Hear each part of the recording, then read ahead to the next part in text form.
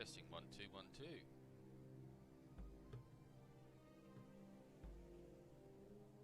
Have we got sound? Testing 1 2 1 2.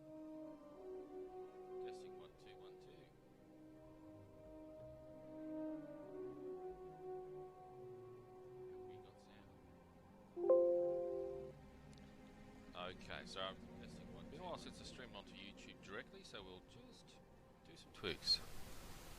Van Tool, can you hear me?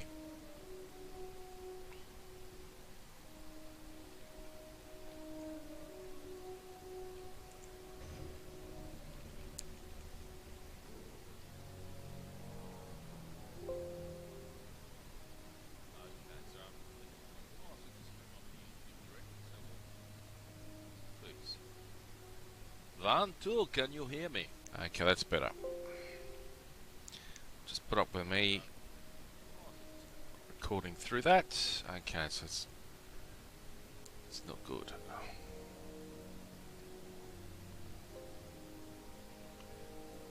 Close, close, close, close. Van Tool, can you hear me? Okay, that's better. Just put up with me recording through that. Okay, so it's not good. Alright, I'm getting it in stereo. Okay, so we've just done Scarlet Monastery, the Graveyard. I've done a few other things. I'm confusing myself because I leveled my mage to 30 first as my cash maker. And made more than I expected to with just playing the game, AoE farming. And if I probably kept going, I'd probably be about 40, anywhere from 40 to 43 maybe. Maybe high as 45.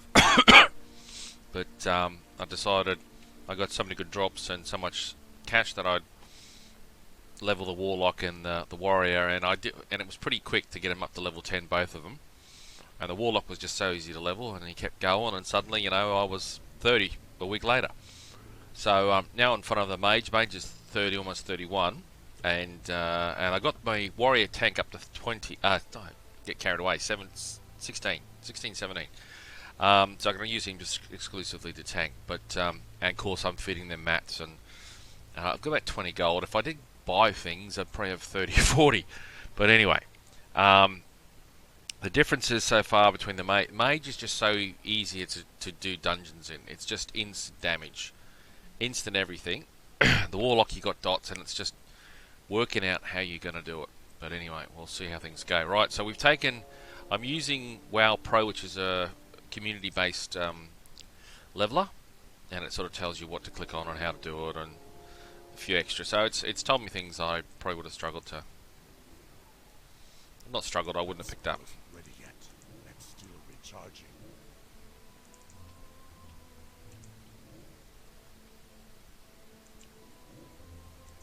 I can't cast that yet.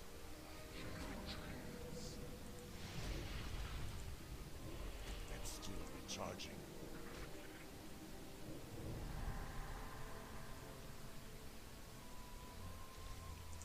I can't cast that yet.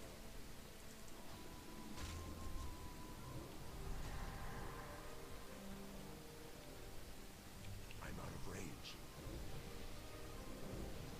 I need to get closer. Oh. It's too far away.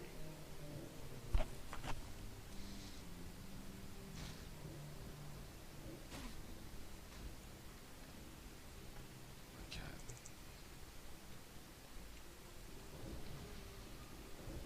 That spell is Basically, it's quite a few quests just to go around and kill things yet.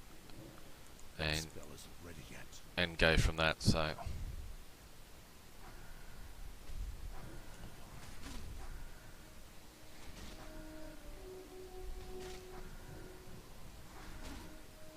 got the threat meter here. Yeah, it doesn't take much for me to pull threat off my my pet.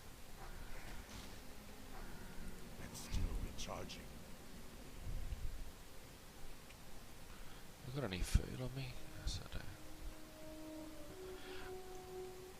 One bit of advice: I seek out. I've run out of food, but what I do is I seek out mages, and I simply just ask them. And I tip them. I go, look, I'll just throw you a tip, as much as 5 silver. Sometimes I give them that much and a soul stone, and they get. You know, I've had 3 sets of water and 3 sets of food, and that's enough to keep you questing for some time. But I might have to do it again. I'm low on the foodish. And the spec I'm running is I'm gone down the affliction tree. I respect. You know, I probably would have liked gone down the destruction spec for the dungeons, but what's the saying? Beggars can't be choosers. And it's just being a bit more patient with the aggro.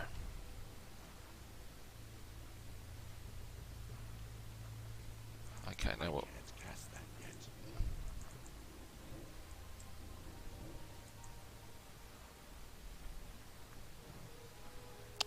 See how bad.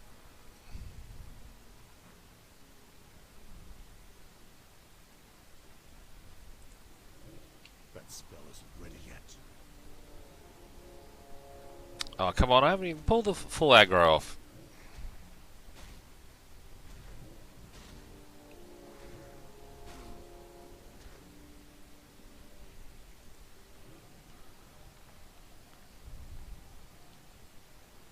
That's still recharging. I can't cast that yet.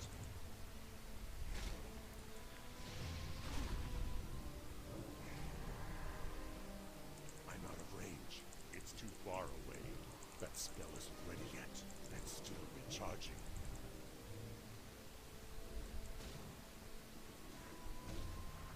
I'll level 35. Out of range. That spell isn't ready yet.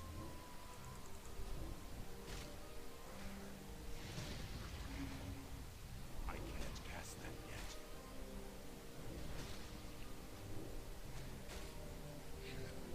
That's still recharging. My mana is low. That spell isn't ready yet.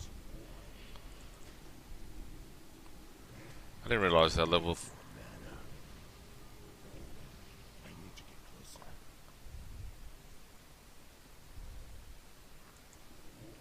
I can't cast that yet.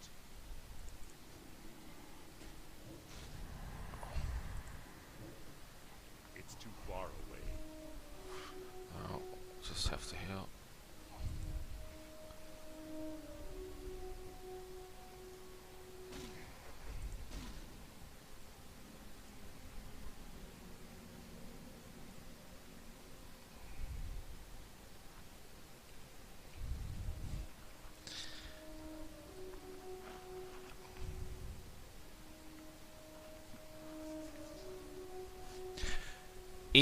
So like I said, I started playing in May of 2008. I think I was a Warlock within a month of playing that. May, June, something like that.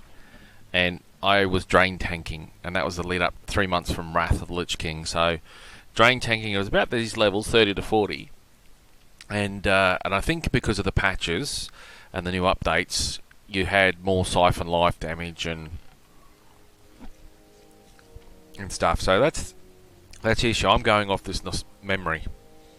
Okay, so what we're going to do, if I'm going to do multi-mobs, because my pet's not holding aggro, and I'm not going to invest the skills to make him better.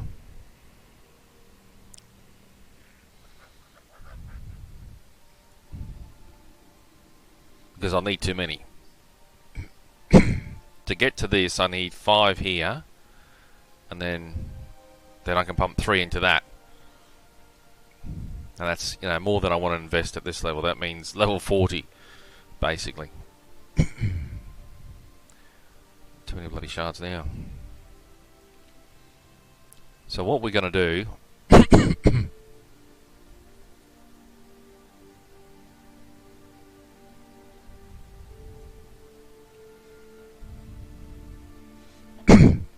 So what we're going to do is we're going to imp it. Give ourselves a fire shield. And we'll try dotting up as many as we can. I'm out of range. We'll do the triangle. Get the imp to attack. Then I'll hit with my dots. Charging. I can't cast that yet. He gets me the buffer, and then I can throw the fire on it. I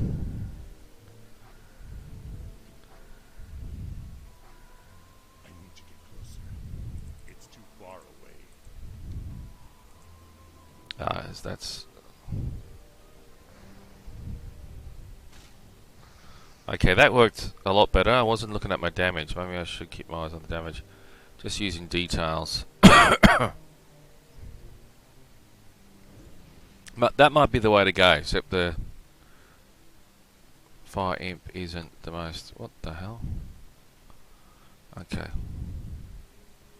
You attack that. I'll run on an angle. It's still recharging. I can't cast that yet. Then we'll throw this. Put that on it. I'm out of range. I need to get closer. Hopefully it doesn't It's get... too far away. Get that on him. Those dots should finish him off. Should finish him off. Well, that's a lot more mana efficient. Okay. Only issue is he... That spell isn't ready yet. That's still recharging.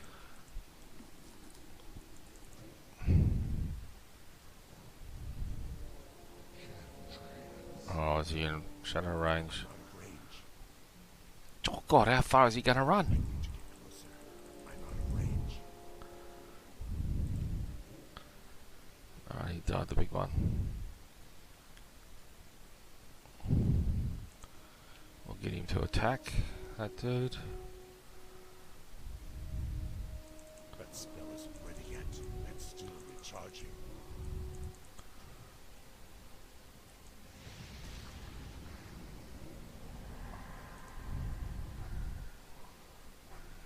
It's too far away.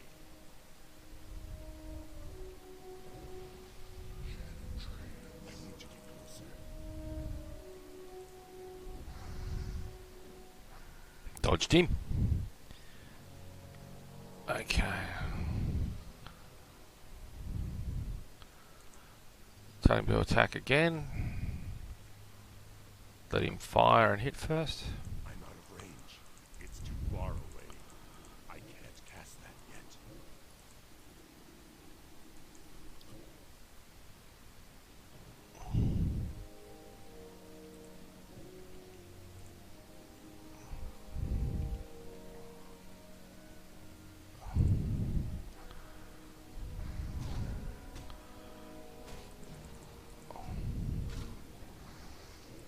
It's still recharging.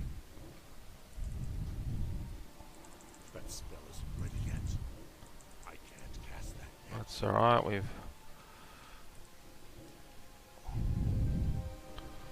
don't have a target. that's dead. That's still recharging. I can't cast that yet. Okay. That spell isn't ready yet. You think I'm vulnerable, boy, do you? I need to get closer.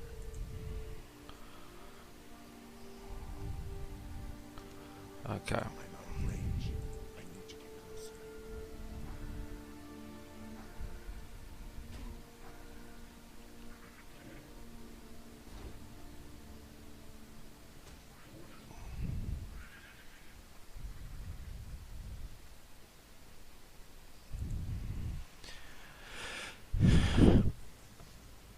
Yeah, there's no point in my having my void tank out if I'm pulling aggro. But I'm trying to kill these things fast, or at the level I can do it at.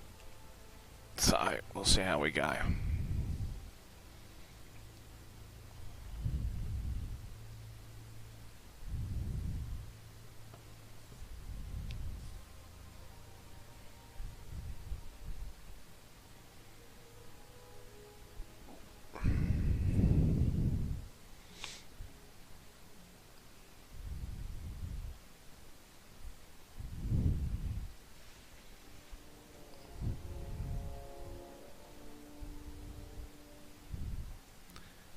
vultures. Oh, they're only level 30, so that's alright. Instead of 35, which goes, that's a few levels. I can't cast that yet. That spell isn't ready yet.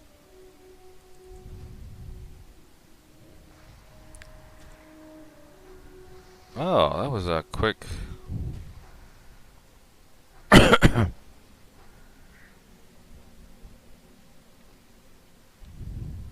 need a target.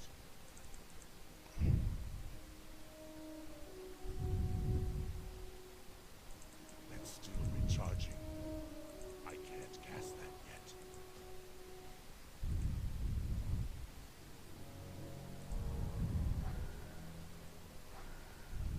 It's too far away.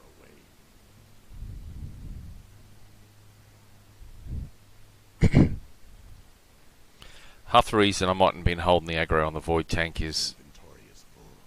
the I haven't got much bag space either. That spell isn't ready yet.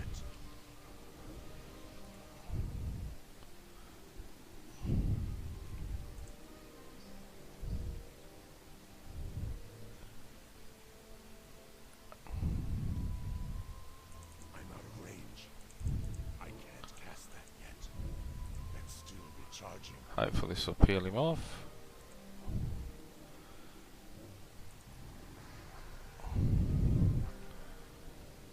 Yeah, those turtles are quite high level. It's too far away.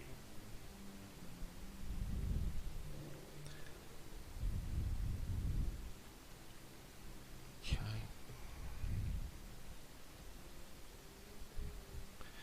Let's bring up these quests. Shrink this all down. Am I in Shivering Flats? Yeah.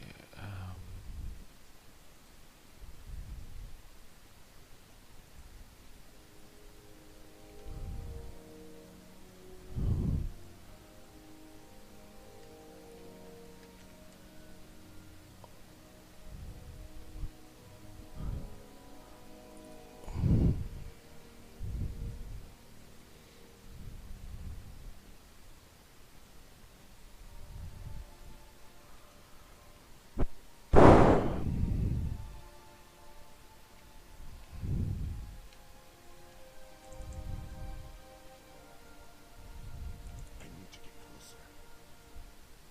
That spell isn't ready yet. 32, Cast that yet. my level.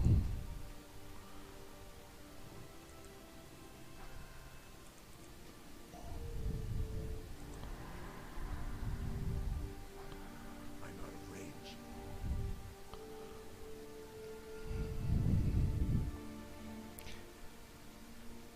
Yeah, drain tanking was really good because you could just run around, and I'd only cast 2 dots. Affliction, it would have been agony and corruption back. But as I said, that was in May, June, July of 2008. That's a long time ago. And I'm surprised that I've gotten used to the graphics because when I first saw it after retail, you were like, wow. It's still recharging. That spell isn't ready yet. Oh, we'll get that on him.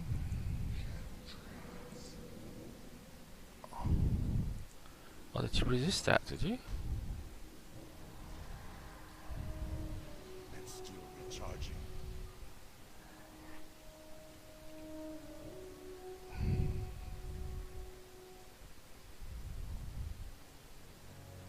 Okay.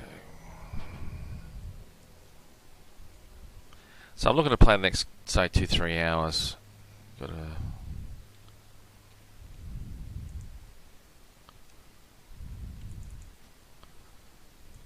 I can't cast that yet. That spell isn't ready yet. See, I got Can't cast carried away.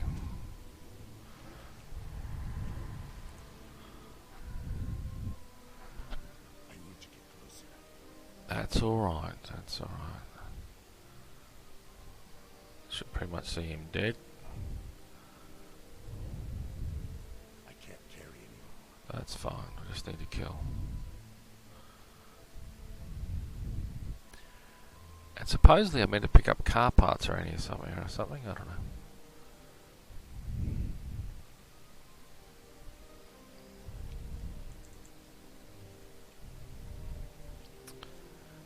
Complete the triangle. Fireball in. That's still recharging. Get that in. Oh, he's gonna.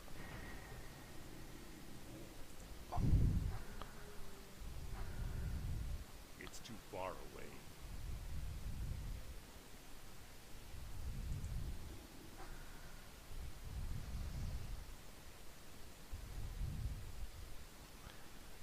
ML's nothing.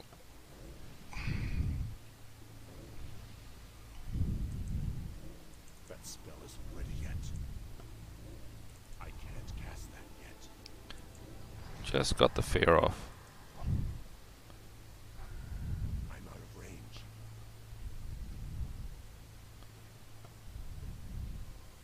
I need to get closer.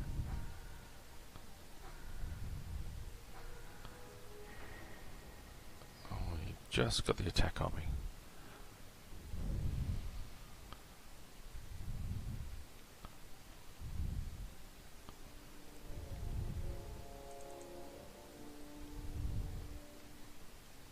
Thought I could understand demonic. It's too far away. That spell isn't ready yet. That's still recharging.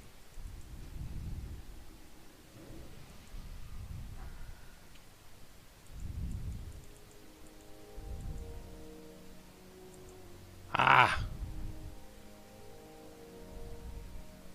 That spell isn't ready yet.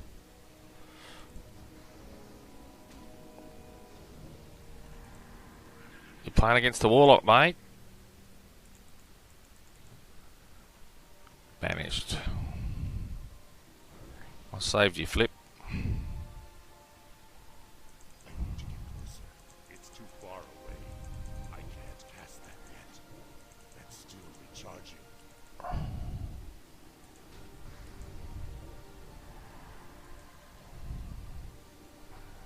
I'm out of range. Thanks, big fella.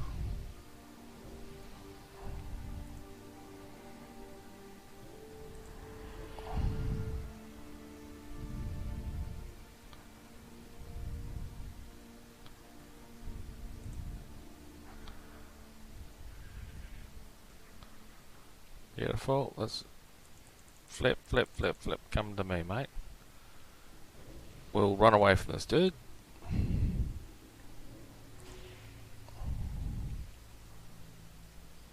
How long was that last for?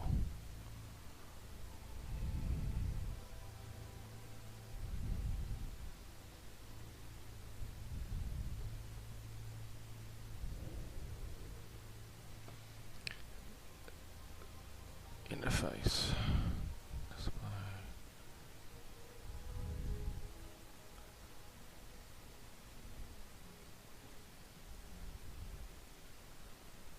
Alrighty, so let's do this again. Send the imp in. He takes the aggro, even though he's pretty bloody hurt. It's too far away. That spell isn't ready yet. I I gotta save him because he's gonna go down like a sack of shit. I need to get closer.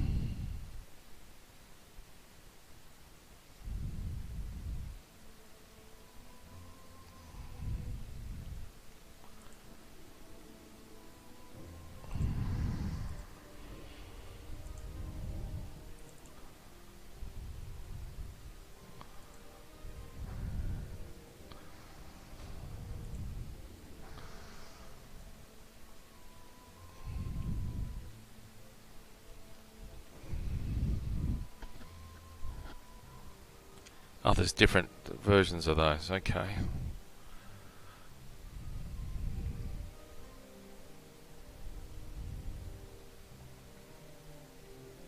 And this is how much action you get on the field.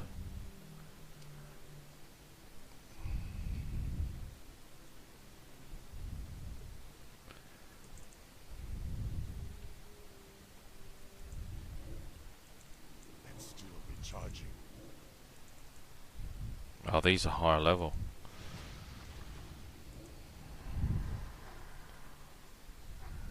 I'm out of range.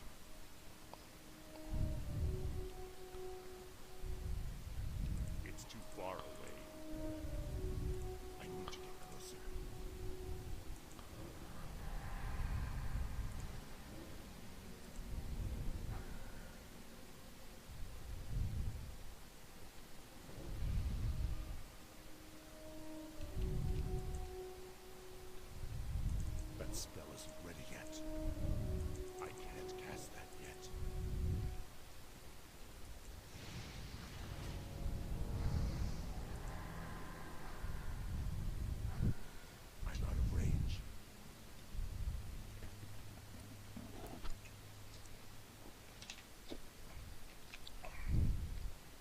So the imp's done all the chasing for me.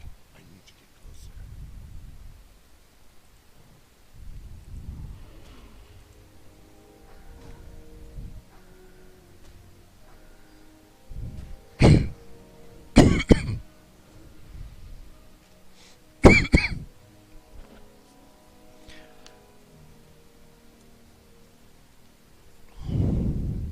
And the other difference with a mage, outside of a dungeon, man, you are eating and drinking every second because every spell you use is full on. It's not the most. Well, it's an experience. I'm still recharging. I can't cast that yet.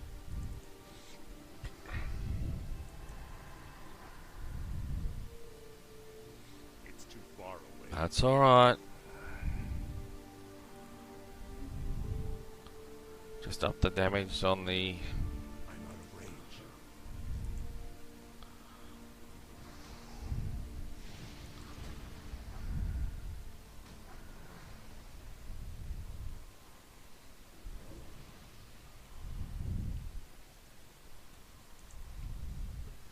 Thank God it's just to kill these things. I need to get closer. I'm still recharging. That spell isn't ready yet.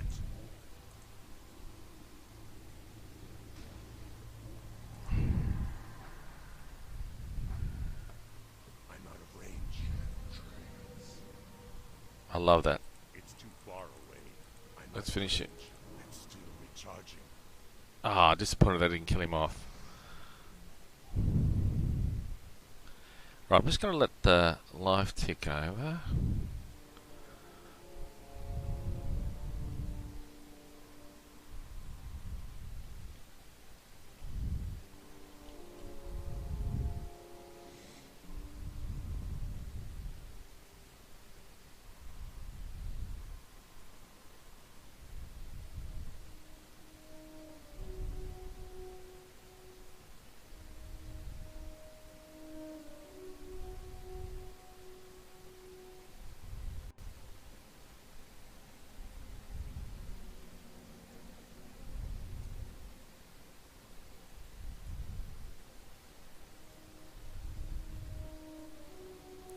Just let my life build up, but what we'll do is...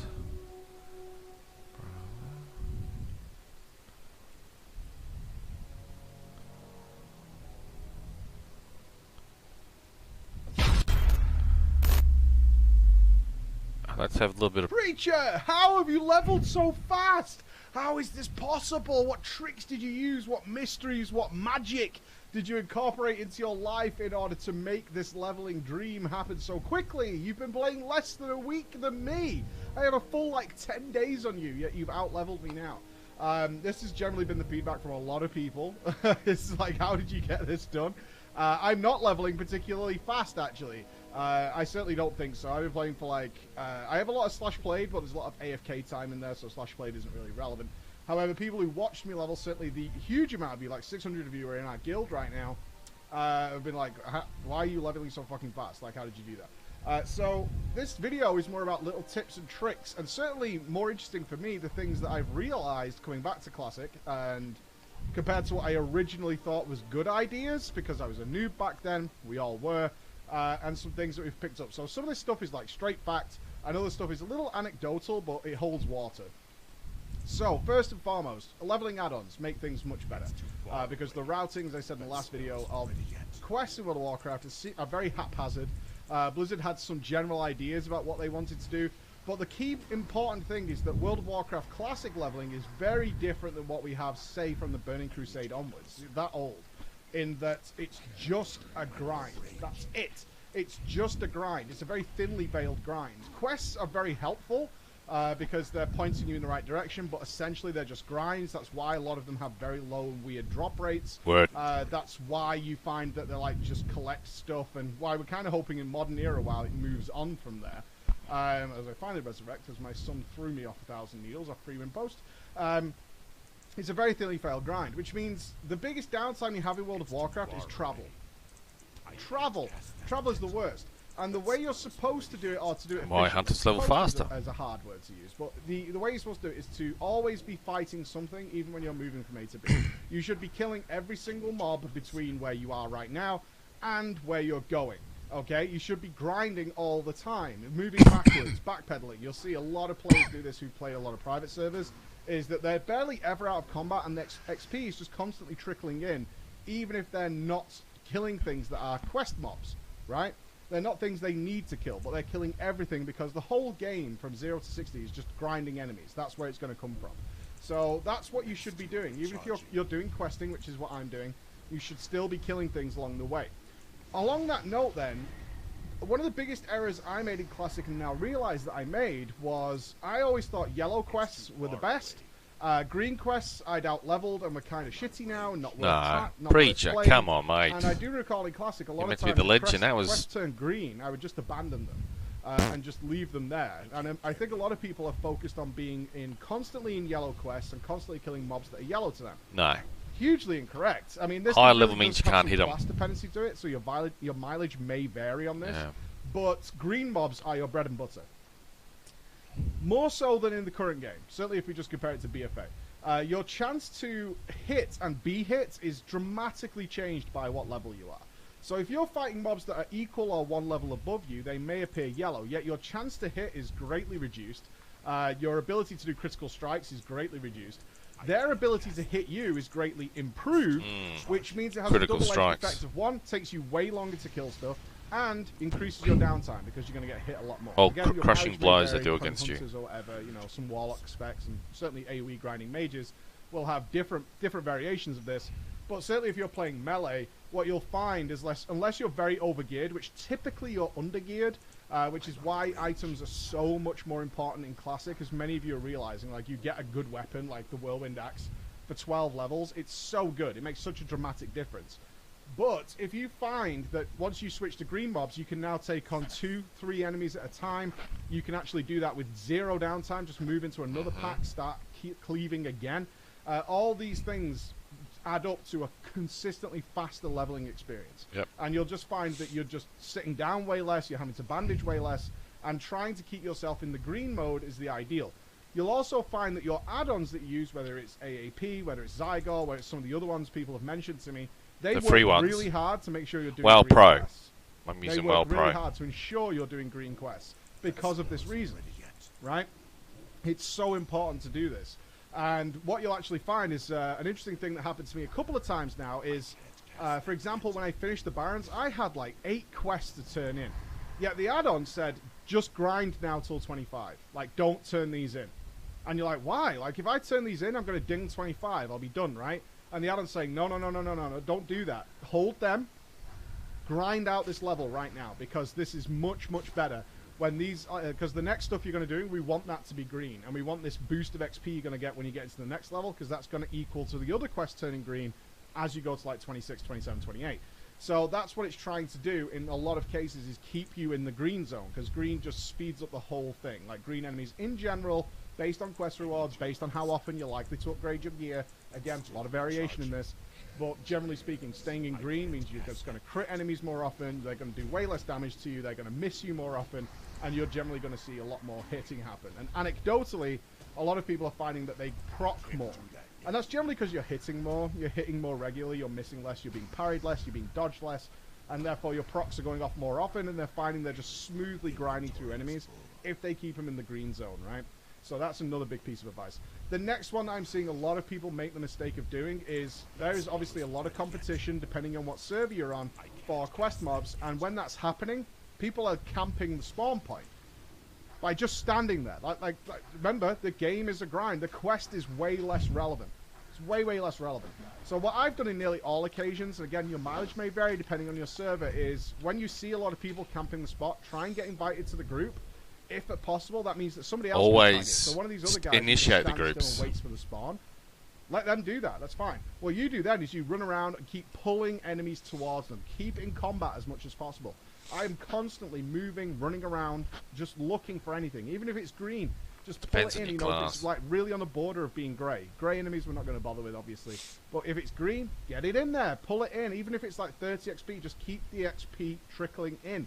at any and all occasions, right? Drag it in, get it done. The next piece of advice that I give you is dungeons. So some people are dungeon grinding. I mean, everyone's got their own thing. Some people love dungeon grinding, other people hate dungeon grinding, but they certainly feel like it's the only way of efficiently gaining XP. For me, I disagree. I think exploring the world and doing quests is my preferred style, yet I still do dungeons. But I won't do dungeons more than once unless it's definitely got something I'm going to keep for the next 12 levels. So Armory would be a great example for a warrior. You're going to get Herod's Shoulder, you're going to get the helmet, you hope to get the legs, you might want the Ravager, something like that, which you're going to keep for the next 10 levels. Sure, you might run a few Armory and get that stuff done, and you're going to collect XP along the way, but you're doing it with a purpose. Beyond that, I don't do a dungeon more than once, unless, and before I go in, I make sure I have as many quests as possible. So when people ask me to go to a dungeon, like, do we have every quest? Are they shareable? Is there any, progressive quests that I need to do some pre-setup for? Is there any chain quests involved here? If so, I'm going to do them first, because I only intend to do this dungeon once, and I want to do every single quest while I'm in there. So you think about Wailing Caverns or something like that, 5 or 6 quests in there. Get them all before you go in. There's some pre-quests to it. The same with RFC. RFC, like, it's in Orgrimmar, dead easy, dead quick. But there's like 2, 3, 4 Must just ran straight into a spawn. Some of them have some pre-quest stuff. Go and get that done. Same with Scarlet Monastery. There's lots of Scarlet Monastery quests. There's like 5 for the Horde. Or some of them require some pre-questing. Some of them require you even doing a previous dungeon, which then leads to this dungeon, right? I think it's RFK. Make sure if you're going to go into a dungeon, because again, a lot of travel time, a lot of the dungeons are in places where there's very little XP. You think about Scarlet Monastery, it's in Tirisfal Glades. There's not much XP around there. The low-level elites outside, you're quickly going to out-level while you're doing Scarlet Monastery. So you end up traveling for a long period of time without being able to earn experience. Therefore, make sure it's going to be worthwhile. That's what I'm saying. If you're going to do a dungeon, make sure it's worthwhile. We did Nomagon today.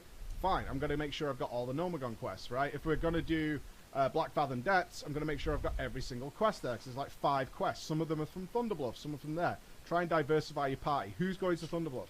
Who's going here? Right, we'll all meet up and we'll share this stuff. Because I only want to do one run. One run is going to be really efficient, really rewarding.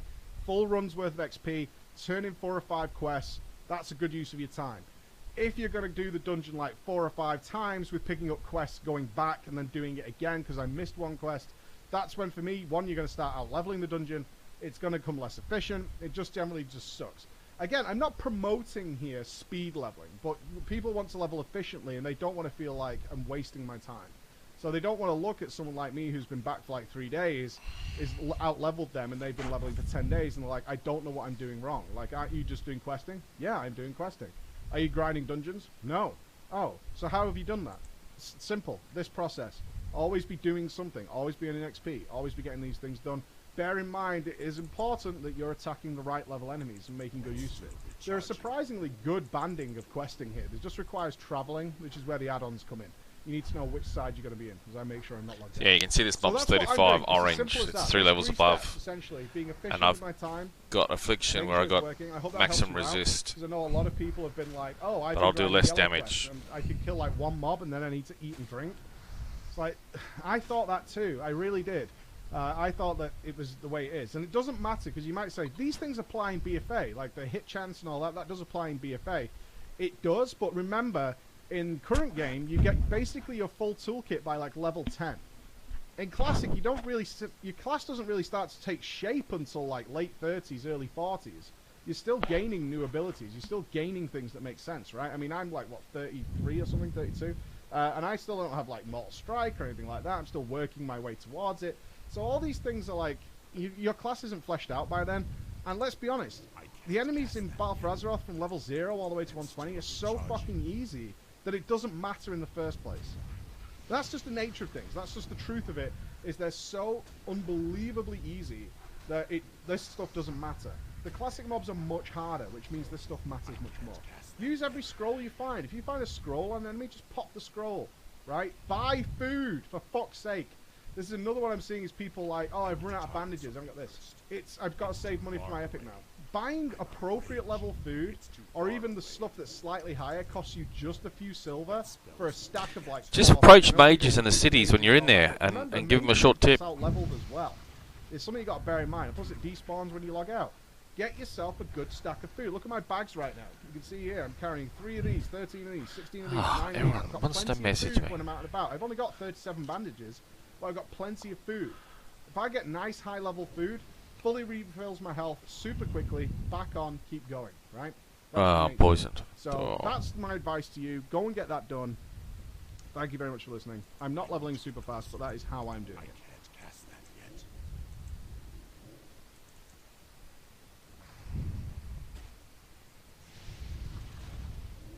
It's kind of a long one. That's still recharging. So, many years ago, a young Asmongold was questing out in the Eastern Plaguelands.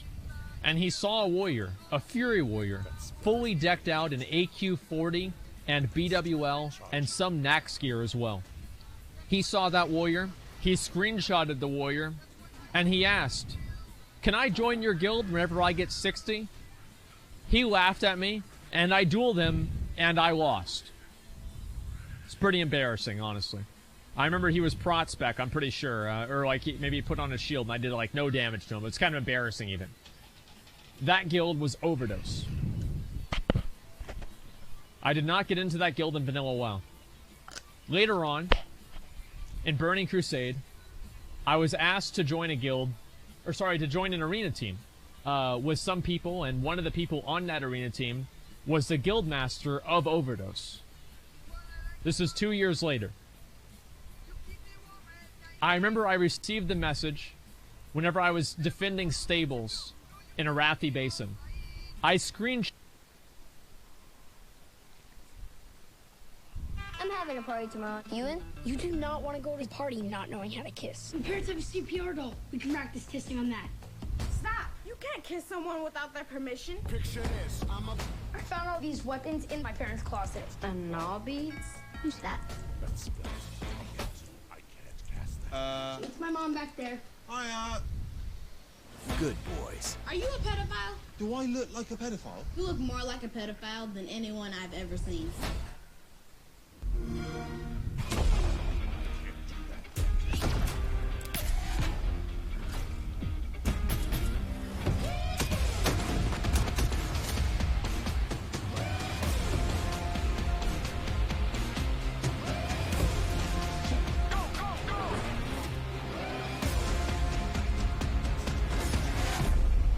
That spell is brilliant. I can't cast that yet.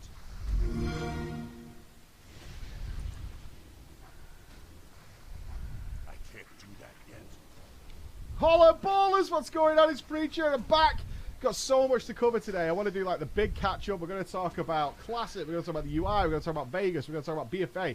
We're going to do all those things. So I'm going to go relatively quick because I want to get everything into one video. So we're just going forward normally.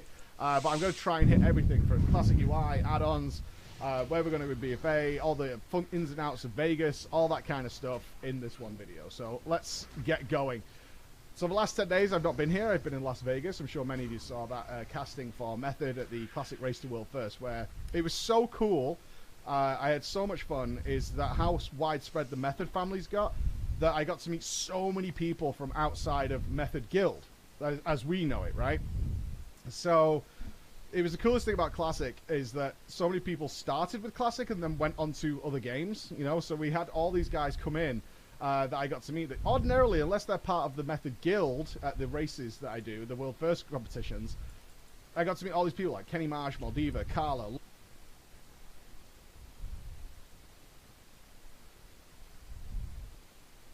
Holla ballers, what's going on? It's Preacher, and I'm back. Got so much to cover today. I want to do like the big catch up. We're going to talk about Classic, we're going to talk about the UI, we're going to talk about Vegas, we're going to talk about BFA. We're going to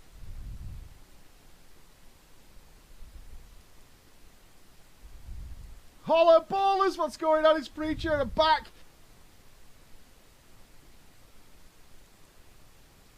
Okay.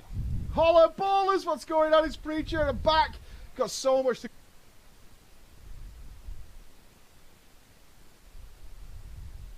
Holla ballers, what's going on? It's Preacher, and I'm back. Got so much to cover today. I want to do like the big catch up. We're going to talk about Classic, we're going to talk about the UI, we're going to talk about Vegas, we're going to talk about BFA. We're going to do all those things. So I'm going to go relatively quick because I want to get everything into one video. So we're just going forward normally. But I'm going to try and hit everything from Classic UI, add-ons, where we're going to go with BFA, all the fun ins and outs of Vegas, all that kind of stuff in this one video. So let's get going. So the last 10 days I've not been here. I've been in Las Vegas. I'm sure many of you saw that casting for Method at the Classic Race to World First, where it was so cool. I had so much fun. Is that how widespread the Method family's got? That I got to meet so many people from outside of the Method Guild, as we know it, right?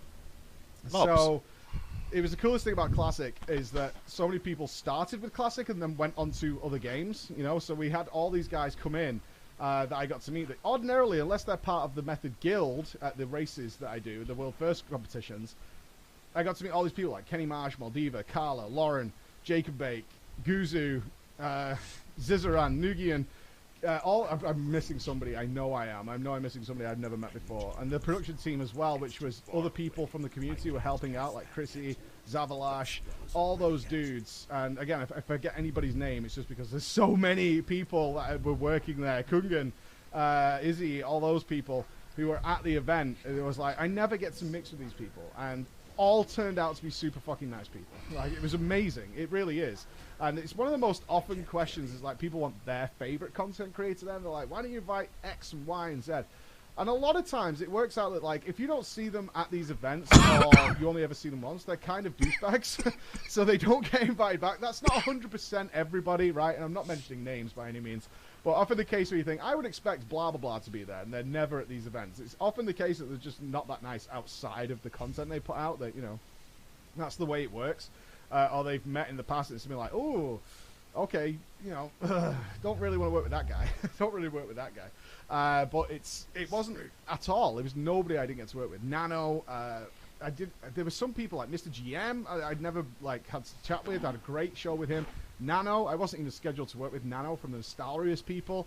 Turned out to be fucking awesome. Like, had a really great show with him. It was just, everybody encompassed into this event was so cool. I don't think anybody wouldn't be invited back or want to do it again. There were some people there who definitely would have been invited back, but didn't come for other reasons from the last event. So I'm just saying because I made that douchebag comment. Like Tracking and Tettle, who would absolutely be invited back, I'm sure, because they're great people to be around and did really useful stuff. But weren't involved in the Classic side of things, or like Tettles was working on something else. I think he was doing MDI at the time. So it kind of worked out that way, you know. And the usual crew, you know, your JBs, your Deep Shades, your Potters, all these guys. And Roger Brown I got to meet for the first time, who mad debated me. Because Roger Brown is somebody I've wanted to meet for literally years. I remember in Wrath of the Lich King when I was in the guild, and Roger Brown joined the guild, and thought, that is the dumbest fucking name I've ever seen in my life. And this hunter joined the guild called Roger Brown. I was like, what a shitty character name. And then ultimately in Kata, he did my interview when I was coming back in Kata. Like, we ended up chit-chatting on Skype for about an hour and a half, I think, about nothing to do with, like, World of Warcraft at all. We just shot the shit for, like, an hour and a half. He's like, yeah, you're in the guild. You're in the guild, you're fine. And in fact, I think the biggest discussion we had during that was trying to get the legendary staff for me, because I didn't have it, and I was just re-rolling Warlock again for Method. And they're like, we'll have to get you the legendary staff. And I was like, dude, the tier's over. Dragon Soul's already out. Like, it won't matter. We're going into Mr. Pandaria. He's like, no, we're going to get you the staff. I was like, I don't want the fucking staff. I don't even want to be asked doing the quest. It's like, we'll get you the staff. A lot of the conversation was like that. But we'd spoken a ton of times and never met. Never met IRL, because he was in the army and doing all this kind of stuff when I started going to these events. So he fucking sees me walking through the lobby in the hotel, but doesn't say anything, right? So I don't see him. He's like behind me or whatever. So I get in the lift, and in the US, the way it works in the lifts is kind of like the system where whoever's first in becomes like button commander. So they like crowd the button, and they're like in charge of the button. You got to tell the guy which floor you want, and he'll like punch the button. So I wasn't the first in the elevator, so I'm chilling at the back. And then this guy gets in who I don't like notice because I'm like looking at my phone or whatever, and stands with his back to me, like gives me this, like this. And I ask him like, oh, what button do you want? Because he hasn't said anything to let the button commander know. And he goes, well, preach. And this fucking pure Roger Brown voice. And I was like, no. Turns around, he's got this big fucking grin on his face. He's like, oh shit, like totally debated. He's like, yeah, I saw you walking through, fucking say hello. Had a big cuddle, ended up being on my floor, so we talked all the way there. I think we ended up chatting more than like anybody that I got to speak with at Method in total for the entire event, just backwards and forwards, just shooting the shit. and even ended up on the same flight home because he had to stop by Manchester in order to get to Greece. So super cool to meet those guys. As you can tell, I was just glowing for the whole event. It was very cool. Production-wise, really serious. Put me in an uncomfortable position, which was nice. A lot of people don't like it, being uncomfortable, but I was like embracing the challenge. So we had like a proper director, a guy called Mike, who was super serious, knew what he wanted as well. Like, usually they just stick me on a fucking thing and say, there's a microphone, go. And that's about as complicated as my job is, which is hard to do. Like, it's like, go is like talk for 4 hours. And keep it entertaining, keep it interesting, right? That's not easy to do. But this time, but I'm okay with that. I've got used to it now. I'm comfortable with it. I usually come in with a lot of ideas. I take it very seriously. I like, at this event, for example, before every shift, I would try and do 2 rounds of the room. So I would get there about an hour early. I'd gauge the room. I'd go around and talk to literally everybody we've been focused on for the last little while. See where they're up to. Go and talk to Guzu. Go and talk to Kenny. Go and talk to Nugi. Go and talk to Ziz. Go and find out where they're all up to. Catch up with the Method Boys. Catch up with where everybody is. And then about 10 minutes before I go on, go and do it again. What's changed? What's coming up in the next 3 hours, right? Which is my shift. What are we going to be doing then? Anything I should make people aware of on stream? Do all that kind of stuff. So, not only was I meeting these people for the first time, I then got to, like, get to know them really well. So I do try and take it as seriously as I can.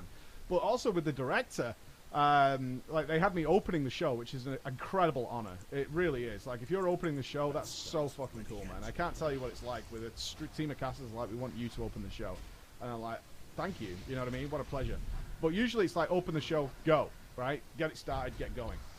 This time around, though, we sat down, had documents to go through, prepared the entire intro, and Mike, the director, knew when to be flexible and when to be inflexible, which was really nice. So it's like, gave us these 3-page, me and Bay were opening the show, these 3 pages of notes for the first 30 minutes. So 3 A4 sheets of paper for the first 30 minutes. And I started to get really uncomfortable. It's like, my job is to kind of talk for a long time and keep it interesting and flow to a point and a conclusion. This is like point. And, you know, we've got a 30-minute window. And it had times near each point. So it was like a point, 3 minutes, a point, 2 minutes. And I was like, shit. So me and Bay work really well together. So Bay was like, we got this, okay? You be the captain, like, you lead the boat, but I'm going to be the navigator, and I'll keep us on point and through it all. So we were, like, working it together. And then we were like, this is, what you give us here for me and Bay is, like, 6 hours of talking. And you want it in 30 minutes. So he's like, is there any flexibility? He's like, no, not for this bit. The flexibility comes later. I want this tight. I want the opening of the show to be super tight. That's how I want it to be. I'm in charge. That's how it's going to be. So I was like, okay, you know, this is going to be tough for me. And it was actually Dan Falcone who came over to me. He was like, because he's used to that. That's how he prefers to work, you know. That's the experience he has, and he's a professional caster. So even during this event, he had to leave to go to Los Angeles to cast a different event and then come back. Like, that's what, he's 100% job is casting. So he was like, I don't know, like, you're really good at this. I'm good at this. I don't know whether we should have switched it around or something. And I was like, I agree. If you would have given me the caster list and said, this is how the show's going to work, for safety and all that, I probably would have put Falcone into that position. But at the same time, as I said to Dan, is like, I want to take the challenge on. Like, I am uncomfortable. I don't know how well I work with this really sort of structured environment. But I want to try it. I want to figure out if I can do it. I want to figure out if I'm good at it. I want to do all these things. So I think I did well. And the only interaction I had with production, despite talking to them all the time, because one of our biggest complaints as casters that we've had for the last 2 events, including Red Bull, which is super professional as well, was that we didn't have a talk back button to production. We had to speak to them through our comms that you guys can hear. But this time we had a big box on the floor with a big foot pedal, and if you put the pedal down, then you could talk to production and the stream couldn't hear you. And we had more interaction with production in our ears than ever before, and it was really, really nice. Like, what's coming up next? Who's doing what? We're going to cut to him in about 3 minutes, so prepare for that. 3 minutes until this is happening, and all this kind of shit. It was really nice. And also, while the stream's going on, we've got our foot pedal down and talking backwards into them, saying things like, all right, so from what I know, Kenny Marsh is going to be doing the Onyxia attunement coming up. We really want to focus on that. We also want to cut to Guzu because he's doing this. And we want to keep an eye on Tips as well because they're about to get Wind Fury. And then they've feedback to me is like, okay, got that in order. That's what we're going to do. We're keeping eyes on those 3 screens to make sure we capture anything. Very nice. Big deal. Other than that, going into the production room itself, Talk it I up. only ever went in there twice. One to show my kids how cool it was because it was like a TV studio. And the other time was like when they started to get used to me being there and asking me to do extra things, which was, again, a fucking honor. They were like, Mike, can we get you in production for 5 minutes? We want to do this, this, and this with you. Can you do that? I'm like, I'm up for anything. Always. And this is what I said production. It's like, if you guys have an idea to make the show better, I will do it, no problem. I don't care what it is. I'll do it. I'm yours to command. That's why I'm here. So if you have ideas you want to throw at me, I might throw in something that's like, maybe we should do it this way. Or, you know, maybe you can improve it this way. But if you guys have an idea or the formations of an idea and you want to do it, I'm your man. I'll do it for you. That's fine. Which production teams love that. Because the last thing they want is somebody who's like, no, I don't really want to do that. I don't like that. No, get somebody else. So I was like, no, I'm your guy. And we got to do that a couple of times, which was really nice. But didn't really get feedback from production in terms of whether they were happy or not. So I was definitely aware of, like, maybe I'm not... maybe I'm not doing very well, or maybe they're not happy with something. And then on the last day, the production team, when we were wrapping up, all came out individually to talk to me, and they were like, loved working with you. So cool. Really, really fantastic. Would happily do this anytime with you again. And I was like, that's really, really nice. One guy was like, you're my favorite guy. Like, when you were on the couch, we were so happy. I was like, that's really kind. You might have said that to literally everybody here, which I was definitely aware of. I was like, maybe you said that to literally everybody, but I will take the compliment. I'm happy that we got some feedback from that, so that was very, very cool. So put me out of my comfort zone. I think we did well.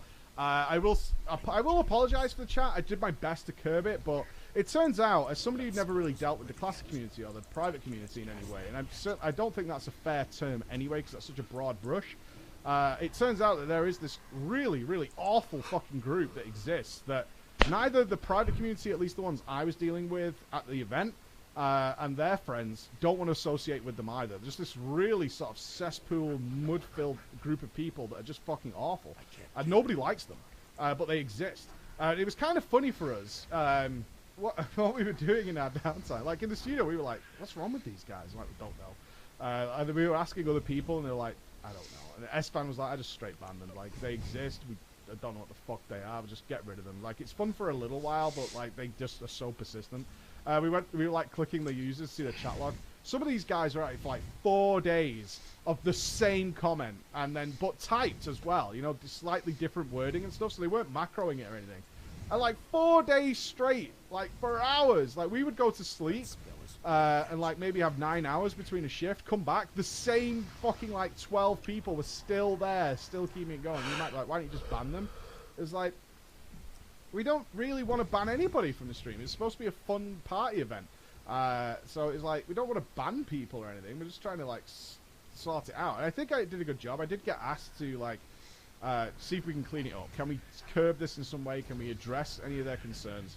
Let's try and treat them as legitimate people and not just, like, really bitter, awful people. And try and address their things, which I did. And it did help a little bit.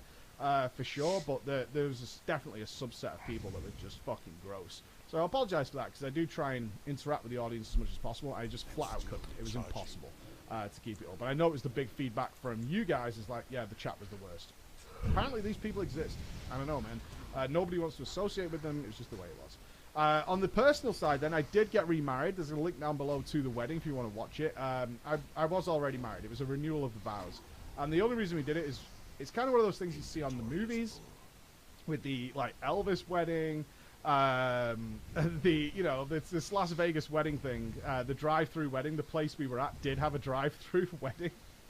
It cost us like $70 to get remarried. You have to tip the vicar as well, which is fucking hilarious. It gives you this card saying, I don't get paid, but this is the tip that's usually there. So it was pretty funny. It was a whole fun thing. We had so many people come down. Like, the Method guys came down. Martin Creek came down. We had Kenny Marsh was there. And we just had this fun wedding and the thing. You can watch the whole thing. Bay was amazing. Bay was like, we could stream it. I was like, if we could stream it, we can stream it. It's like, I got this. He had, like, all the equipment. He had, like, a little microphone. He had a tripod, the whole fucking thing. It was all on his phone, so it's not professional by any means. But it was all on his phone. But he had it set up in, like, 5 minutes. Bay was like, I got this, bro. And got it sorted so he could get it done. It was fucking amazing. So cool. Such a fun experience. In terms of having my family there, very different. Sometimes it was a real inconvenience. Sometimes it was amazing. The best part, of course, was I got to see my boys and my wife after doing shifts, where typically I'm like, okay, back to the hotel room, get on with some work, maybe watch a movie and fall asleep. And then just repeat for the entire time. This time around, though, I got to come back and see my boys, and they were super missy. It was it was really cool. Like, sometimes they were upset because they couldn't, for them it was a vacation and they couldn't figure out why Daddy wasn't taking part in the vacation. And so we had some tears sometimes, like, why aren't you coming out with us? But alternatively, I got to spend time with them, which is amazing. They got to do things that I've always wanted to do, like bucket list things. So if you don't know what a bucket list is, it's things to do before you die. And they've done things now. We're at the point where they've done things that are on my bucket list that I haven't done. So one of them was seeing the Grand Canyon and Hoover Dam. Always wanted to see those places. I didn't have time to do it while we were in Vegas, but they did. I was very adamant that Emma take them there. So Emma was a champ. I didn't gamble at all in Vegas. I didn't like it. I have no issue with gambling, but I bumped into a lot of people who definitely been sucked into Vegas and were just lives were ruined because of Vegas. Like, it's obviously a place, if you can control yourself, it's super fun. But for me, it was like, it's so predatory. They work so hard to make sure you don't leave the building. They put in so much effort to make sure you don't leave the building. Are you winning? Here's a free drink. So you're not going to leave before you finish your drink, right? So you're going to gamble more. Are you losing? No drinks, nothing. Just get the fuck out. We've got your money. That's the impression I got of it. Whereas when we go gambling in the UK, we do it like once a year. It costs us about £20 because it's £1 bets. You can get a whole night out of 20 quid. Going out in Manchester. So we usually do that around Emma's birthday. Just have a night out and go and do that for a bit of fun. But in Vegas, not so much. Vegas is a fun place. It's a fun place. I wouldn't go there on vacation. But it was a fun place to be. Lots of things to do, but it is like a big... It's very predatory, as is the word that I came up with. It's like very predatory. They want every penny you have. One of the bucket list things I did get to do, and apparently this is very normal. My American audience on the live stream informed me of this, is that all rental places in the US pretty much have very, very expensive cars, super cheap. I thought it was because everybody in Vegas wants to be a flash hero. So we looked to rent a car, and it was either a Nissan Micra, which is about that big, or a convertible bright red Ford Mustang, which was like $85, I think it was, and then some insurance on top. So it was about $100+ish. It was barely anything to have a Ford Mustang convertible. So Emma wanted to go to a place called the Valley of Fire, just inside Arizona, about an hour away from Vegas itself. So we did that, and that was one of my bucket list things. From the movies, because I'm a big cinephile, as you guys know, I love movies. I always wanted to drive down a completely empty highway in the US with the top down and just cruising the fucking highway all on your own, because the US is so big you can do that. And I got to do that, like driving to the Valley of Fire. The entire highway was empty, just dust roads. Emma had country music blasting, and it was just like a perfect day. It was such a wonderfully perfect day that both of us were probably at the height of our happiness than I remember for a while. Like, we were a very happy couple, but this was like the next level. It was so fucking good. So, got to do that. Even though the kids were there, they were asleep in the back, so we covered them up from the sun, because it is like 110 degrees regularly in Las Vegas. Las Vegas summer is not nice, certainly coming from the UK. It was very heavy, but I did get to do that, which was cool. So that was Vegas in a nutshell. The wedding and everything was just the perfect top off, the icing on the cake, just some fun that we did. Coming back then, finally got to play Classic. Here we are. So a load of questions you guys probably have about Classic. Oh, I got 3 of them. I am an Undead Warrior. So first FAQ, why Undead Warrior? I love the animations. I played the Tauren Warrior on the beta. Why am I Horde? This is where all the buds are. This is the community I want to play with. These are the guys. I did kind of want to... I was tempted to go Alliance. I wanted to play Alliance, but the community is way more important. So the fact is, this Classic is not hard, and I now get to play with a lot of the guys who don't have the same drives and goals that I have. Like Mythic raiding in retail requires, not only a very high skill cap, but also a huge amount of time investment that a lot of the guys that I love dearly as friends just aren't interested in anymore. Like, that was their thing a while ago, but not anymore.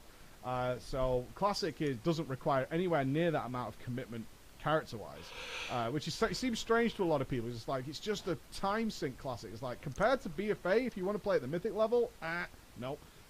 no, it really isn't. So I get to play with so many dudes. So we are on Shazra, we are Horde on Shazra.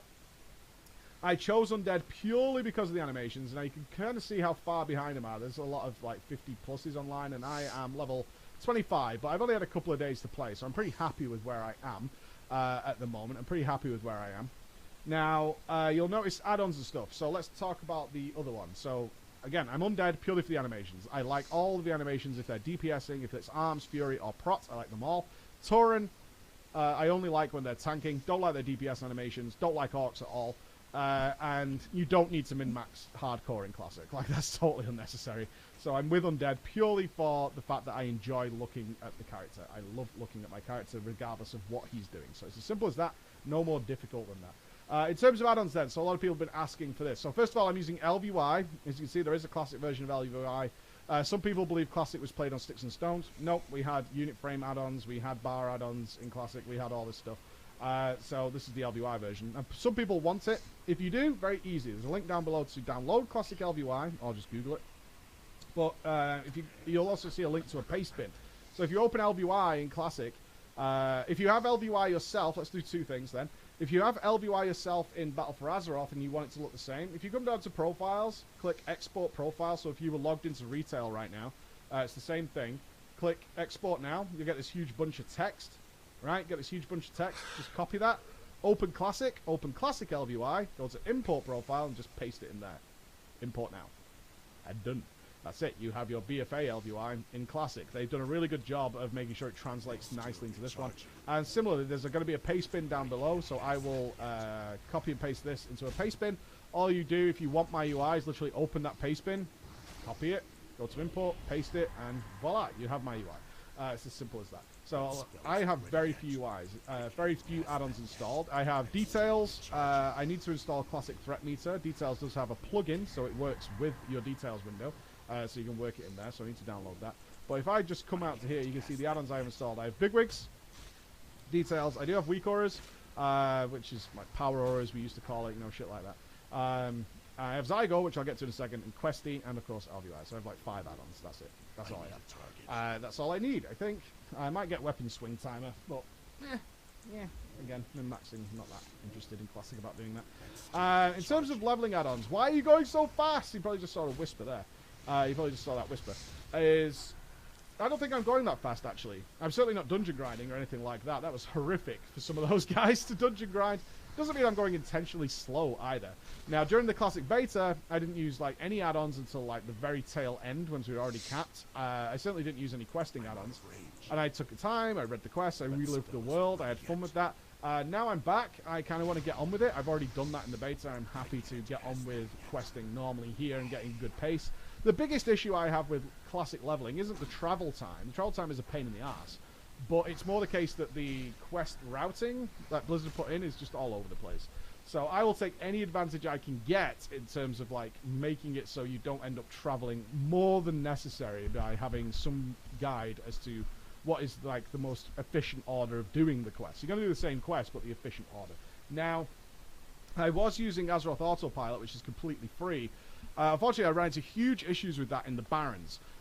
It was fine until I needed to do Wailing Caverns, which has 5 quests, and I had a full quest log. So I needed to turn some quests in order to free up the space to have the Wailing Caverns quests, and AAP just never recovered from that. It just couldn't figure out where the fuck I was. I tried everything. We talked to people. We got advice. We tried skips. We tried resetting it. We tried using like the control to skip various things.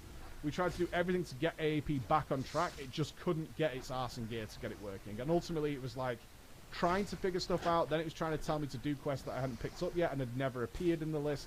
So I thought, because Moldiva was using this, is that I'd try the Zygo one. You do have to pay for this one, though, by the way. It's like $7 to see how that works. It was kind of similar at the start, because these add-ons do tend to assume that you're using them from the start, which obviously I wasn't, but it very quickly figured out where I was and then started working with it.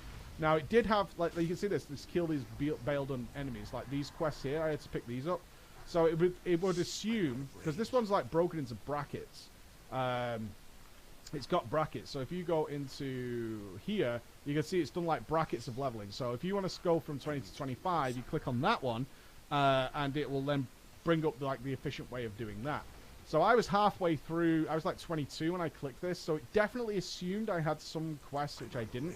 But with Questy, which adds the things to your map, that's the cool thing about Classic, is if you want to just like figure it out yourself and go wandering, you can do that. But with Questy, because everybody in BFA has this whether you want it or not, which can definitely feel like you're on rails all the time. This is the good thing about Classic, is it's your choice which things you add in. So with Questy, I was able to figure out where these quests were. So, like, Chen's Empty Kegs there, right? So if when I logged in, if let's say this quest here was like, okay, you need to do Chen's empty keg, and I didn't have the quest, with Questy I could go, oh, it's over there. So if I go and grab that and that, I had to do like pick up 2 quests. I was back on track. So this has been working out really well for me. And again, it's purely about efficiency. I'm still sort of solo grinding. I'm doing like a dungeon when I have the quest for it. I go and do the dungeon, do all the quests. And that's about it. And then other than that, I'm doing solo play, grouping up with people out in the open world, and just having a wonderful time doing that. So I hope that explains why I'm doing that. I can recommend this so far. I think it's worth the $7 just to make your leveling efficient. Certainly if you're somebody who's been like, oh, I've just been to, say, here and done the Bristleboar fucking feathers or whatever the shit they are, the tusks or whatever it is. I've been here, and then I came here, and then it gave me another quest to go right back here and do something else, and then it gave me a quest to go here. If you're running into that scenario where you're like, fuck, man, I've just done this area, now I've got another quest to go back to that area, I wish I'd done them all at the same time, that's kind of why I'm using this, because that happens a lot in Classic, where you're like, oh, here's a quest I just got from, say, Crossroads to go here. But if I'd known just to come down like 10 yards more, I would have got another quest and another quest, 2 more quests to do in this area, and it'd been much better rather than having to do that, go back to Crossroads, then go here, then go back to there, and all that kind of nonsense. That's what I'm getting away from. So that's what's happening in Classic right now. In terms of BFA, so I've got 2 content creations coming up for YouTube. So many people complained during the beta that some people like Classic, some people don't, some people like BFA, some people don't. We're going to make it very clearly labeled which videos are which, but I am going to be focused on both right now. Raiding is done for my guild in BFA. They killed Ashara while I wasn't there, which was expected. My raid leader, Alex, I was in for like most of the Ashara progression, but we sat down and we figured out like mathematically when we were likely to kill it. I should say Alex did. He was like, we're probably going to kill it on this date based on our progress. You're not going to be here. So it was bench time for me. Actually not salty about that, not like I was with Jaina, purely because I don't enjoy the Ashara fight. I did most of the progress on it anyway. It's not fun. Like the Ashara, Mythic Ashara isn't fun. It's one of the worst encounters I think they've done for an endgame boss in a long time. Just not fun. So I wasn't overly arsed. I got to do the progress. I killed everything else. I was there for all the first kills of everything else. I'm fine. I'm fine with that situation. And the guild got it done, obviously, so it wasn't a big deal. So that's fine. I am cool with that. So raiding's done there. So BFA will be still having content done, but BFA is way more serious.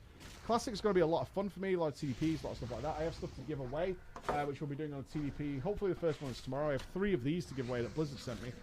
These classic packs. They're a bit scuffed. That's not because of me. These were just on my desk. You see there's like tatty edges, so I'm sorry about that, but that's nothing to do with me. But they have like mouse mats in here from Azeroth. They have like Eyes of Cthulhu, which you get in these orbs. See that Eye of Cthulhu? They have all these kind of things. So they come with like 4 orbs, key rings, maps, stickers, all kinds of stuff for Classic. So I'm going to give those away on TDP. But BFA is really serious, so we're doing workshops and things on there, which have had really cool and interesting responses. The last one we did was like about a whole guild, so I've had various people from that guild get in contact with me. Some of them really happy, some of them like didn't like it because they took it personal, which it never is. It's not personal. I mean, the workshop is not only to help that person, but to help everybody else in that similar situation. So that's the whole purpose of it. But that's something we're aware of because it's obviously a very serious thing. Whereas Classic's going to be the opposite. It's going to be more fun. Coming up to Christmas, we should be Captain Classic. The rating should be underway there, so I don't need to dedicate too much time to Classic, which will then be the Fresh Account series I'm planning to do around Christmas time. The only other traveling I need to do this year is to BlizzCon. Now, on the note of BlizzCon, been very strange for me this year.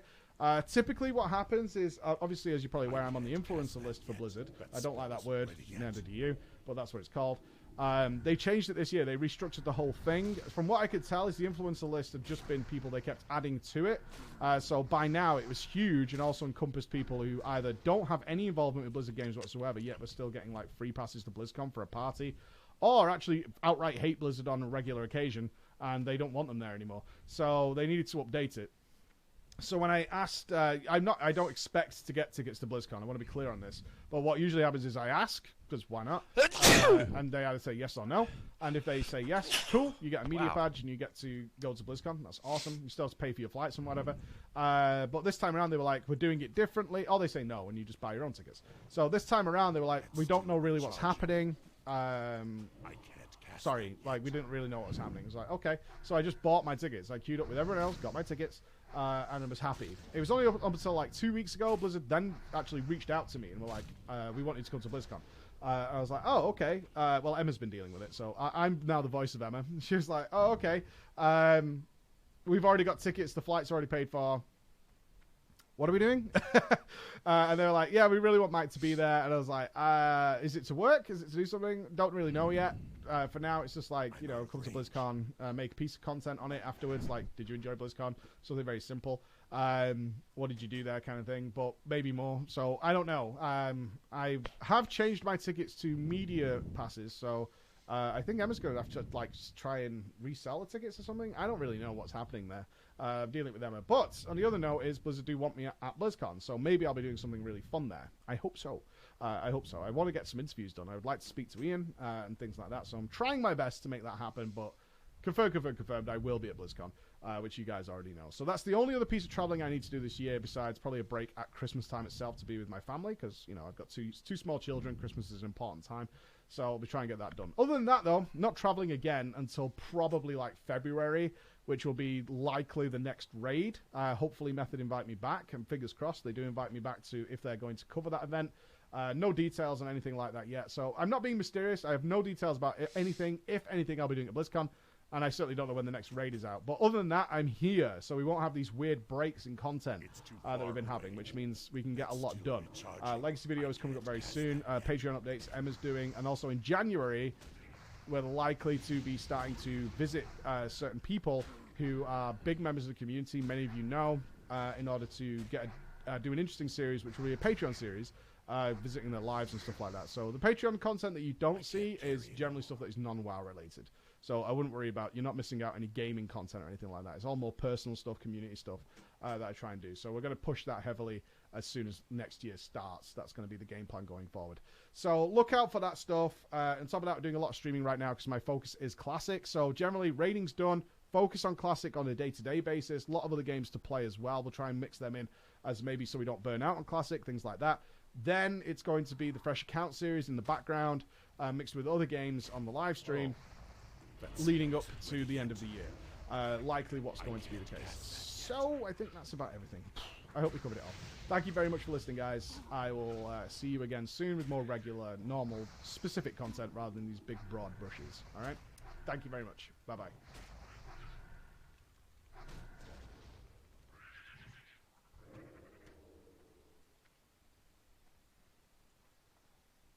How did he get over there? Inventory is full. The legacy of the Warlock.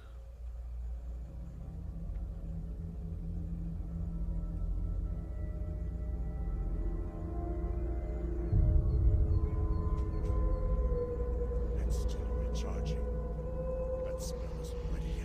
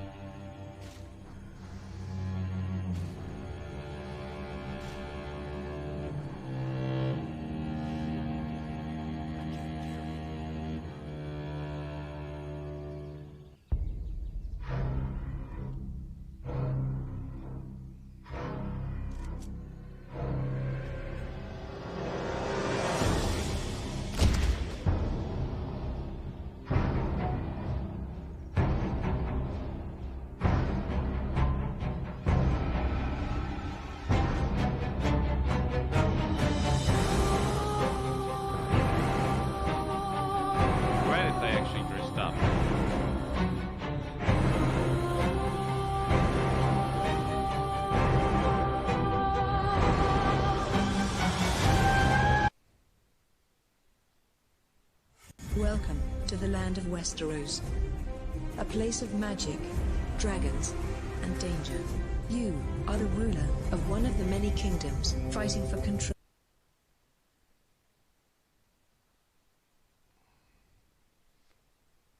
Holla ballers, what's going on? It's Preacher, I'm back.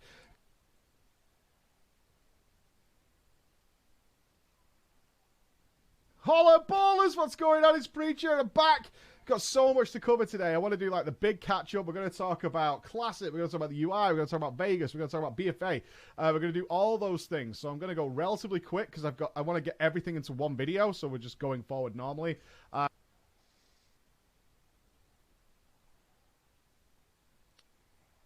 Holla ballers, what's going on? It's Preacher, I'm back. Got so much to cover today. I want to do like the big catch up. We're going to talk about Classic. We're going to talk about the UI.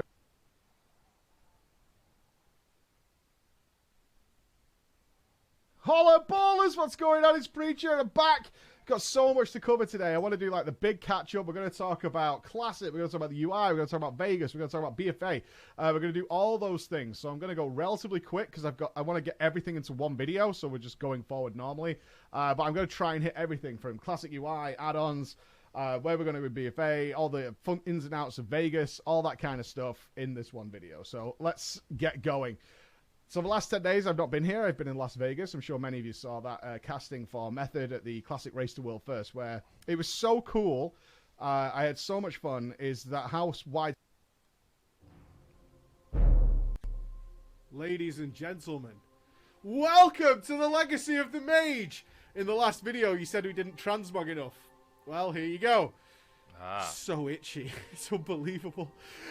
We're going to be looking at the history of the Mage over 10 years, looking at how it has developed and how it has grown into what you know it of today, checking how they historically fire blasted fools, teleported through everywhere, or been teleport bitches for everyone else, conjured food and mana, and generally just been one of the most stable classes in the history of World of Warcraft. I'm going to take this off. This thing sucks.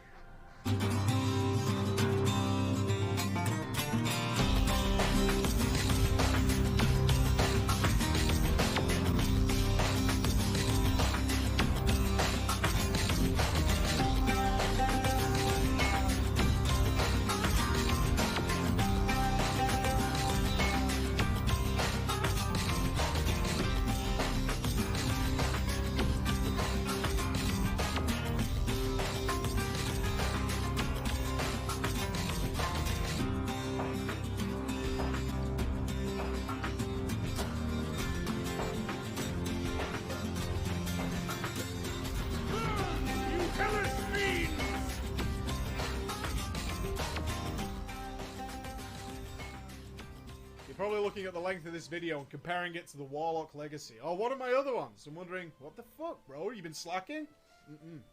The interesting thing about the Mage, over 10 years, is just how little the Mage changed.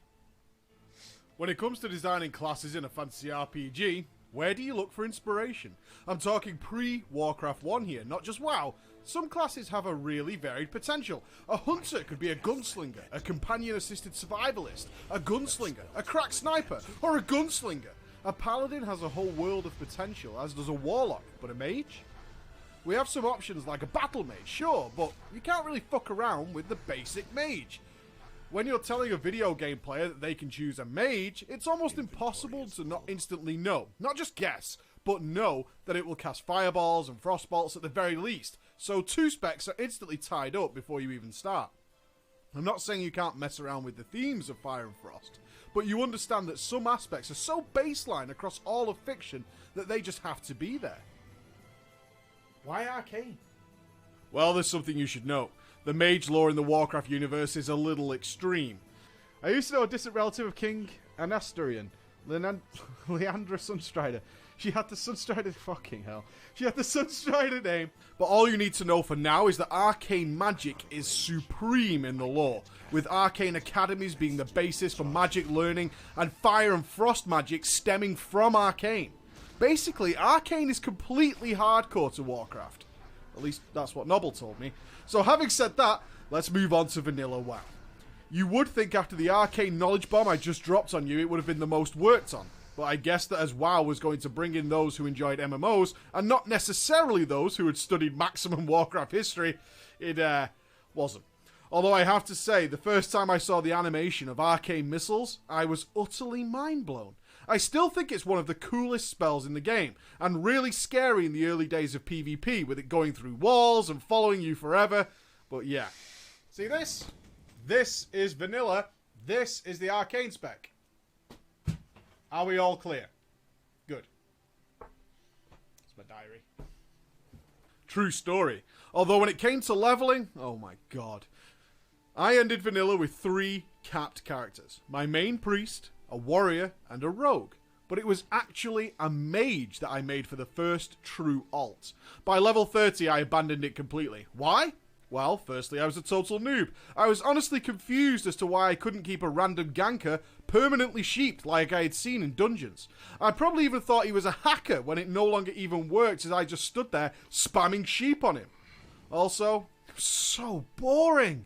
You basically had to level as Frost to kite and keep things slow. You never had enough crit for fire to be really effective, and with Frost slows, even then, after a few mobs you were sat on your ass eating and drinking. Yep. Did you know that Conjure Food and Conjure Water were different spells? Similar to the Warlock who got health stones to counter their health consuming mechanics, mages were the clear choice for creating their own food, as without it, no one would have even been able to financially afford to level a mage. With upgraded spells being the biggest money sink in the game, purchasing food to eat after each mob simply wasn't viable. I know I'm skipping ahead here to raiding, but some mages might have horror stories about conjuring food for a whole 40-man raid, and wow, and how they had it as bad as the locks, but it's total bullshit. Mages have an attitude. Mages have always had an attitude. And that attitude is fuck you. Every time something other than murder is suggested to a mage, it's typically met with that classic silence over voice comms, pretending to be AFK. Yeah, bro, I'm totally gonna fuck her. No, I don't care about a mustache. I don't know if she's got hairy legs or whatever. I mean, I assume she's got a shaved bush, right? Oh. I don't know, it's blonde, so you can't really see it anyway. Oh, no, I'll check if it's blonde. Mike, downstairs. can you send traps? Mike.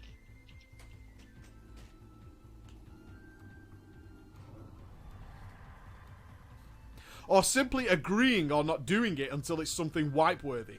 So after 2 raids or something, a seasoned mage wasn't making food for anyone, but the healers and hunters. Everyone else can go fuck a dick. It's curious that food wasn't scaled like it is now. Every 10 or so levels you would get a new rank of the conjure spell, but hilariously, being a set amount of health and mana, it would either be too good and fill you up really quickly, or completely useless within a few levels. Onwards we pushed though, and as quest XP was pretty much bullshit, it was time for a Frost Mage to demonstrate the skill of AoEing down huge packs of mobs for the quicker grind. This probably doesn't seem like a big deal to many of you, but try and picture this. Leveling had no real AoE potential, it was 1 or 2 mobs.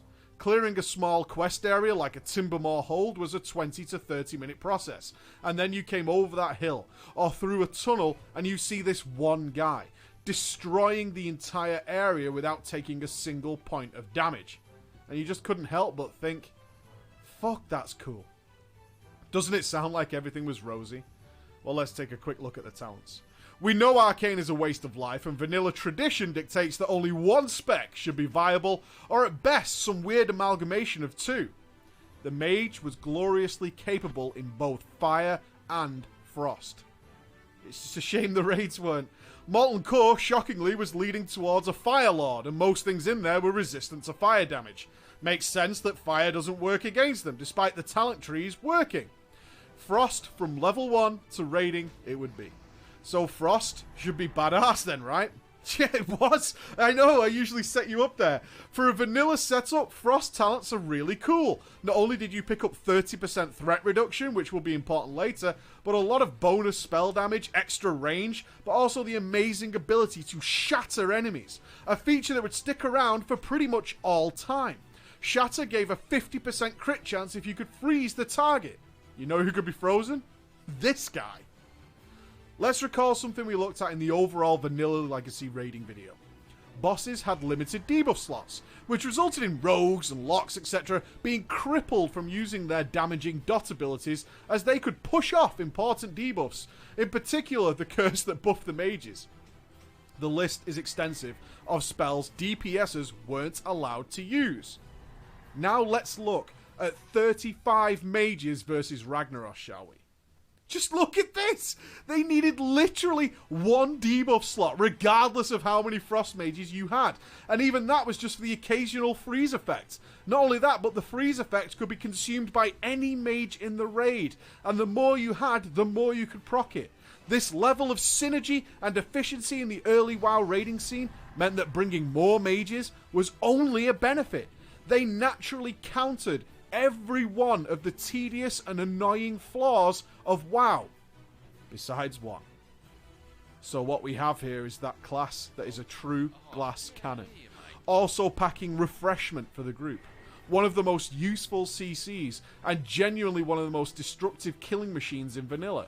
As well as that, they brought vital and unique spells like Detect Magic in a time where boss enemies didn't just reveal whether they had buffed themselves or not, and of course, Decurse, which was a limited use spell, sure, but let us not forget that attitude of the mage. Fuck you. Trying to get a mage to Decurse, not happening. The one issue was, despite the huge reductions in threat, it absolutely did nowhere near enough to counter those constant and huge crits that mages naturally put out. Especially, and let us not forget, the final icing on the cake, the mage ice block pull.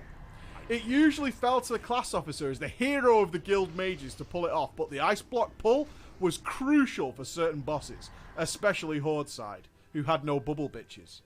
With Taunt being a melee range ability and some bosses having so many adds that they would destroy a tank if they hit all of them, the ice block pull was the solution. As it sounds, you send the mage blinking into the fray and then ice block, while the boss and his friends wastefully try to kill him by buying time for the tanks to pick up their assigned targets, and everyone survives.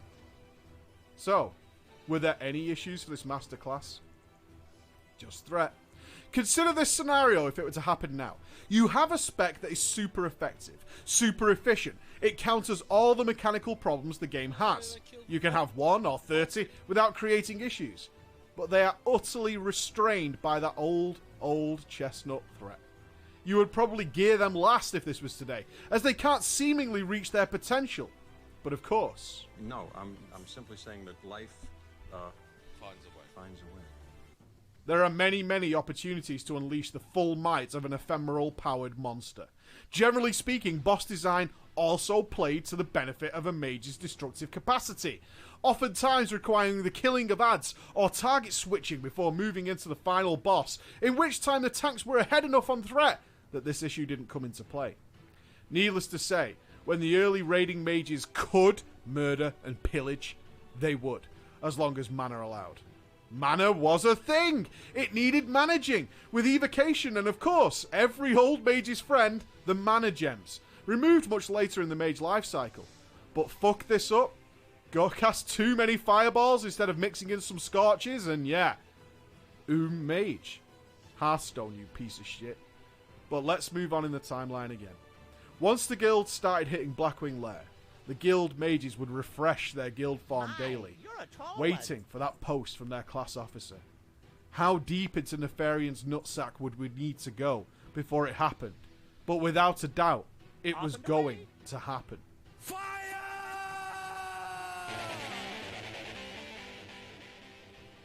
With Molten Core on farm and no longer dealing with regular fire immunities, combined with the gear piling up on their backs, fire was going to be given the thumbs up. Not that Frost was shit, but fire scaled better. Vanilla fire was nothing like you know it today. We have ample amounts of passive buffs to ensure that we can regularly fire those super cool pyroblasts, something I've been very critical of in the Legion Alpha. But in vanilla, it wasn't uncommon to go cast into the teens without getting 2 crits in a row, even at Nax Ramus gear levels. You might think, well, what about combustion though, right? Well, vanilla combustion just kept increasing your crit chance until you crit 3 times. It doesn't matter what spell it was going to be, just get 3 crits total. Not back to back, not in any order, just 3 crits. This stands out as to how rare crits were. Fire stood on its own 2 feet without having regular crits. The pyro was just a bonus. It was a fact that would obscure a pretty weird coding bug in WoW up until Nax. The rolling ignite. Ignite has been a consistent thorn in Blizzard's side pretty much until Legion, where association with it has been removed. The simple idea of fire dot damage from your spells? What could go wrong? Well, Vanilla had all those quirky debuff slot mechanics to contend with, so Ignite was designed to consolidate its effect onto one mage. The result, with regular heavy-hitting mages on fights such as Lowertheb, which gave permanent crits, and this happened. Ignite kept adding its damage together, resulting in an enormous dot constantly ticking for way more than a single mage could ever hit for. Let's take 5 fire mages, all hitting the boss, but only one of them gets the ignite. Luckily, by this time, the rise of warriors and rogues had occurred, so it was never as big an issue as people made it out to be. But it certainly maintained the mage caster dominance to the close of vanilla. And it even meant that the guy who was assigned to keep the ignite, if he lost it, man, he would go into a fucking rage, as his own personal damage meter was now affected. While PvE looked pretty cookie cutter, and not gaining much benefit other than mana saving from their talent trees in PvP, the sky was the limit. Although classic PvP was generally sticking to the PvE builds, you had the enormous cost to the wallet of changing to a PvP build. Those who were dedicated to the cause of their faction could take full advantage of full-on one-tree builds, or what I consider the most interesting, Elementalist build, utilizing both fire and frost. Obviously there was no arena to showcase some real skill, but I always found the videos of Vertner and the like to be highly entertaining. Some of the best times I had was during the enormous Alterac Valley Zergs, while playing my priest and spam healing my mage friend who arcane exploded in the pack, resulting in hilarious amounts of honor kills, as he just mashed one button. Over the course of making these legacy videos, the PvP section is the hardest, as most research I can do is inevitably one person filming his victories and glorious crits, and not the losses. I can easily find just as many videos of people crushing mages on various classes. Nonetheless, I did PvP on a vanilla mage somewhat, and found highly, highly fun, until some fucking arms warrior one-hit me into the ground.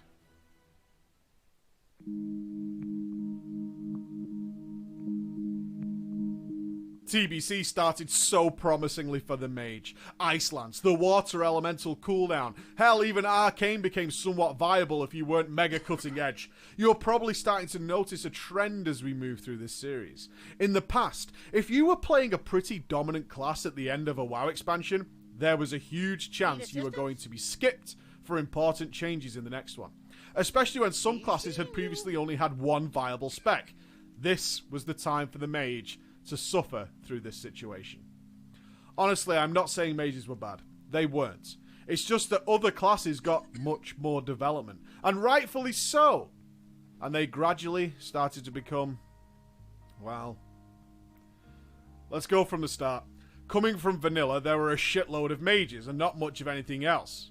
But the oncoming storm of powerful rumours about warlocks and shadow priests, it was clear that the mages would be fighting for raid spots from the get-go. Luckily, the High King Mulgar encounter required a mage tank, which guaranteed at least one spot. But now the old mechanics mages so richly bypassed in vanilla were being eliminated. And they started to look clunky. I never mentioned Scorch, really. And that's because it makes more sense here. With a Fire Mage's reliance on crit and raids being so huge, the Scorch debuff wasn't a bad idea. Mages simply had to keep 5 stacks of Scorch on the target to get more crit bonus on it. This could be done by one guy casting Scorch 5 times, or, as it was intended, 5 mages at least of a 40-man raid casting it once, and then occasionally one guy just to refresh it. But TBC crushed the raid sizes to 10 and 25. Most serious PvE mages were blood-hungry murderers, almost arrogant at their previous power. Now seeing themselves way below the top spot of the DPS, and being very quick to re-roll to the new shiny and honestly more interesting to play characters. Despite the addition of the new spells, they simply had no use in doing max DPS. Fire pressed Fireball. Frost pressed Frostbolt. Forever. And it was fucking boring. Fire was the realistic choice early game, but with the reduced representation and raid size, now you were managing this kind of stuff solo, making the class tedious and annoying each time you started any fight or target switched. Other classes simply didn't have to do that. With the debuff limit removed, other classes started to really shine by unleashing their full potential. Rogues were poisoning, Locks and Priests were dotting for days, even Moonkins had some raid spots, with Shamis and Rets.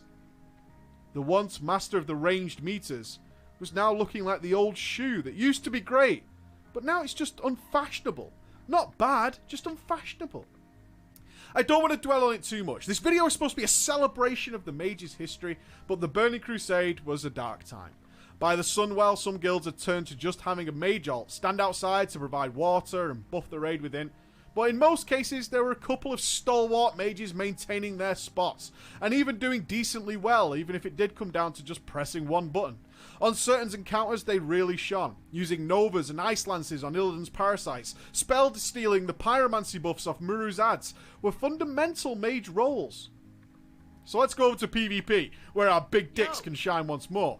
Most of the new additions made the mage a force to be reckoned with in the new and glorious arena. It's hard to imagine a world where RMP isn't a thing, or obscene shatter combo nukes weren't something we have all experienced. Although Frost was certainly the go-to spec, a good mage was utilising fire and arcane spells to their fullest, with arcane missiles still following those pillar-humping Care Bears, blizzarding the stealthies, stealing innovates and bubbles and blinking from stuns, counterspelling, water elemental cooldowns, knocking people down, blowing people up, or entire ice block resets. The mage was absolutely not boring in PvP. 2v2 was the menu for the Burning Crusade, and the amount of combos involving a mage was just ridiculous. It wasn't even that the mage had great synergy. They just brought so much to the table on their own that other classes just added some more benefits. Mage Priest, Mage Druid, Mage Rogue, it went on and on. I'd like to think that all those mages I knew and lost through my TBC PvE focused experience went on to glory in the arenas, where they claimed honourable victory.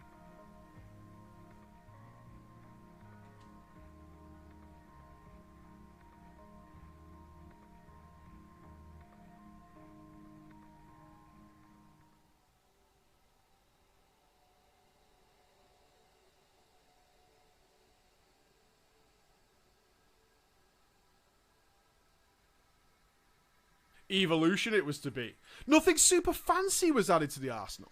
Living Bomb, not a game changer. Deep Freeze, not particularly special in comparison to the TBC goodies. This time Blizzard had decided to focus on the gameplay and not the toys, to make each spec fun again in its own way. Fire now had a manageable dot. More focused gearing was available. Meta Gems and the new Mage Crit buff Focus Magic allowed Fire to be more consistent from the get-go. Frost had a permanent elemental to manage, and we had mirror images as a graphically, if unimpressive, cool addition, and let us not forget Frostfire Bolt. Wrath of the Lich King seemed to have a simple goal. Take this class that has been pressing one button for most of its life and give it some fucking gameplay. Embraced with open arms.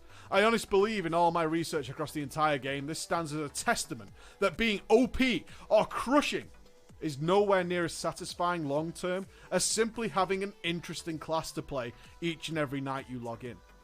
Mages had 5 viable talent setups for PvE. 5! That is just unheard of. But the big one, of course. Arcane was not only reworked, but totally worth it. If not the most boring of the bunch. Arcane was yet to hit the true mana management portion of its life cycle, but now Arcane Blast, with its debuff, missiles were flying, and Arcane Barrage existed, but wasn't quite worth it yet. This, my friends, was the dawn of that bright day. The spec that everyone had written off as a joke for so long, a spec that was now topping meters, a spec that would forever be known from this day forth as the one-button lame-ass spec. There was so much feedback from mages before Wrath launched that while, yeah, it was cool that Arcane could be usable, it was basically the gameplay we had just gotten rid of the other 2 specs. Of course, it wasn't actually a one-button spec, but it was pretty close. And it didn't matter how much deeps you did, or how much of a benefit it was to have you along for the raid, you were dog shit for being Arcane.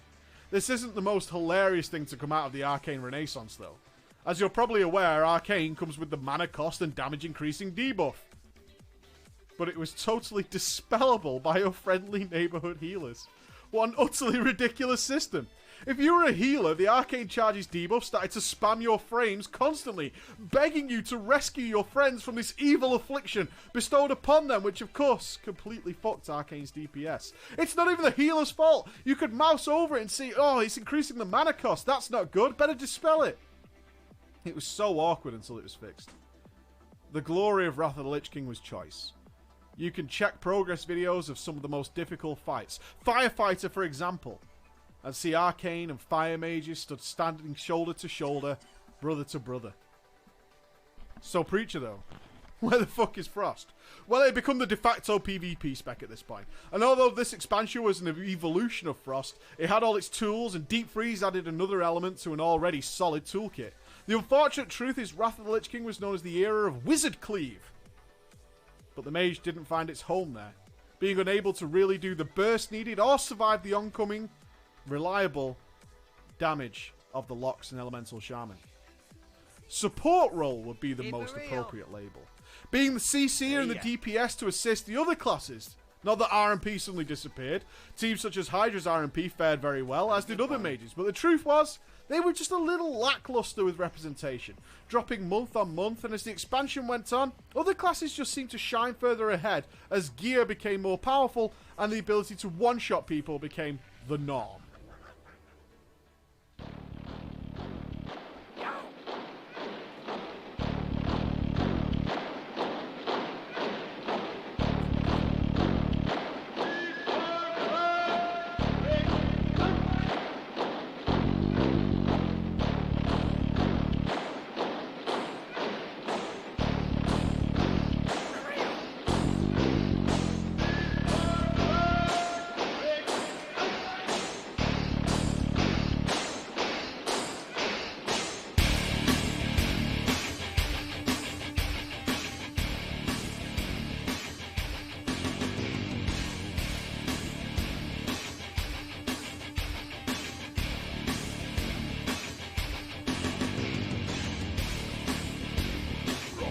No.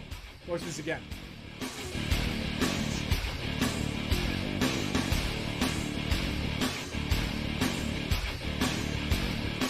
Sweet baby, Ragnarok's balls! What's the damage like at the end of the fight?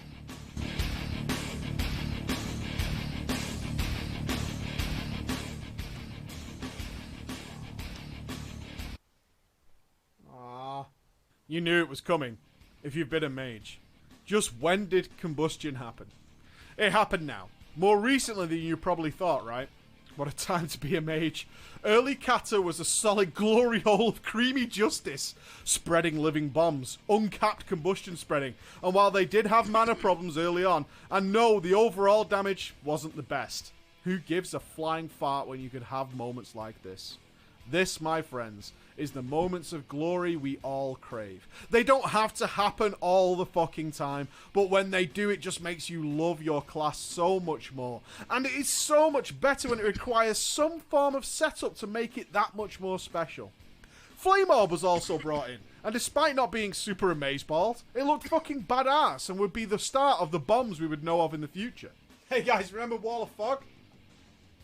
Wall of Fog? Nobody? Alright.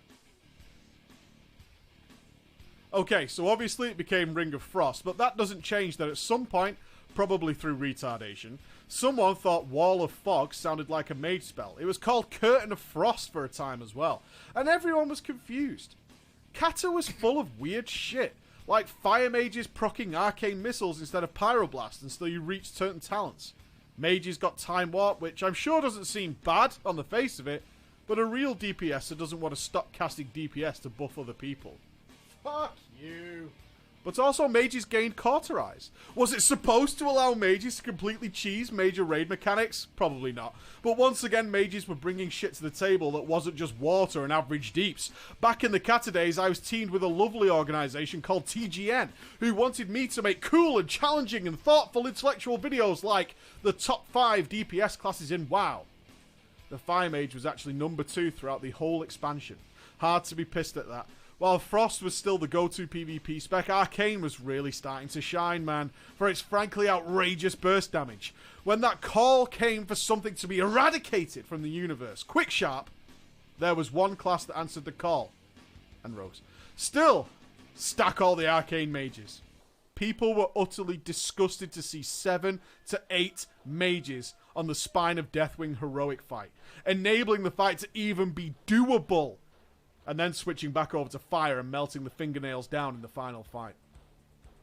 With Ring of Frost, Cauterize, Frostfire Orbs, and the like, mages stepped up its PvP game. Now they entered into a whole world of comp possibilities, and some of the more famous mages that you know today and see on Twitch all the time, they rose to prominence now, through MLS, RMP, MLP, Shatterplay, and Liberty Cleave. Who the fuck comes up with these names? God Comp? By now you should be seeing that the mage evolution is incredibly gradual, especially in comparison to the huge swings we saw with the Warlock. In PvP essentially though, these expansions, the gameplay hadn't dramatically changed. Many might look at this as a negative, but honestly we've already seen that they had very rare periods of being weak or neglected. I see it as a total positive to how well designed the mage was originally. It reinforces how little the mage has been re-rolled away from by old school players. I personally know several mages who have never changed class since vanilla. That's pretty fucking cool. I honestly can't imagine anything or any spell added to the mage which would make people turn their back on it.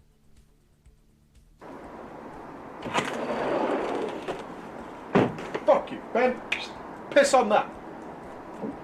I've got an idea. Let's get a fucking thing on the floor, right? And they've got a fucking stand in it, and they've got to stay inside it, and it'll be really small. That'll be fun. And then they'll get loads of damage bonus from it. No. Just because every fucking encounter we fucking design in this game involves people moving, especially casters, it'll be a load of fun. We'll have things that fucking crash down on top of it, and they'll have to stand around and skirt around it, or they'll have to cast it over there and then move over there, but then they're in the wrong fucking place and have to move back. It'll be fucking hilarious. Yeah, one of the mobile classes. Yeah, we'll give it to a fucking mage. We'll call it Rune of Power. That sounds fucking awesome as shit, doesn't it? So we'll give it to a class that we give high mobility to and fucking blink and shit, and then we'll fucking force them for all fucking eternity to stand in this one fucking place.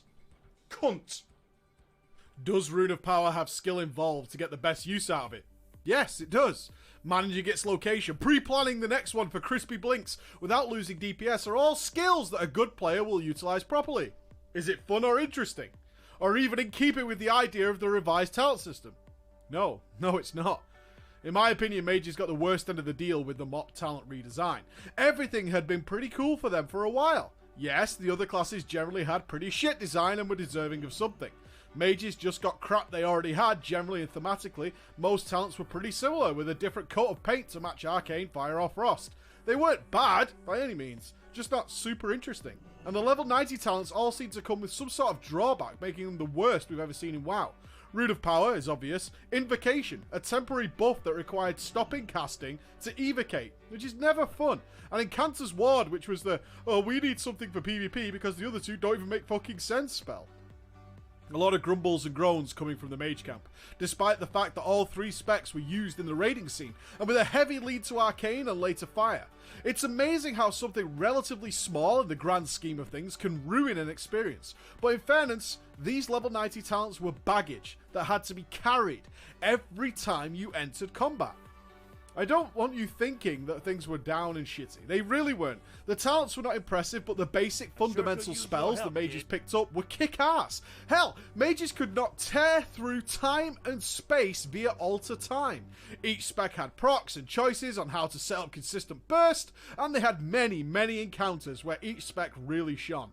Arcane's mana management genuinely made it interesting, and finally got rid of that stigma of the one-button spec. MOP was the start of a plague that any seasoned mage will know about. The combustion problems. Combustion was a wonderful spell. I say was because in the upcoming Legion expansion, they finally decided to move it back to a more static ability. Combustion was a balancing nightmare. It had such a ridiculously wide arc of potential damage in comparison to something that, say, increased your damage by 20%. So at the very top end, Combustion was continuously tipping the balance of all over the place, while at the bottom, it wasn't working. In MOP alone, Combustion was changed 10 times. 10! That's how absurd it became, especially when mages were basically pyroblasting every second cast in the Siege of Orgrimmar. There was never going to be a happy ending to Combustion. While the top mages were breaking 1 million DPS, other mages were seeing combustions of just a few thousand. Rated BGs though. When we have discussed PvP over the last couple of expansions, we have briefly mentioned that sure, a mage was capable of blowing someone up, but that usually needed some support to get it done. But mainly, they were support roles. They excelled at it with their vast amounts of control and utility, but that in many ways had restricted them when the game leaned towards insta-gimming people rather than having longer endurance wars. Now that was about to shine even brighter. Mages already had these amount of tools to be incredibly annoying in a 3v3 or 5v5 arena. But it's scaled up. Frost Nova has no cap, Ring doesn't, Counterspell, Frostjaw, and on and on. A single mage could shut down an entire team's momentum and basically become that fly at dinner, buzzing all over the place, being a complete pain in the ass. While I'm sure many mages wanted to quite literally murder everything in sight, it's also such a satisfying experience to be criminally irritating to the enemy and secure them in a spot in any RPG team for all time.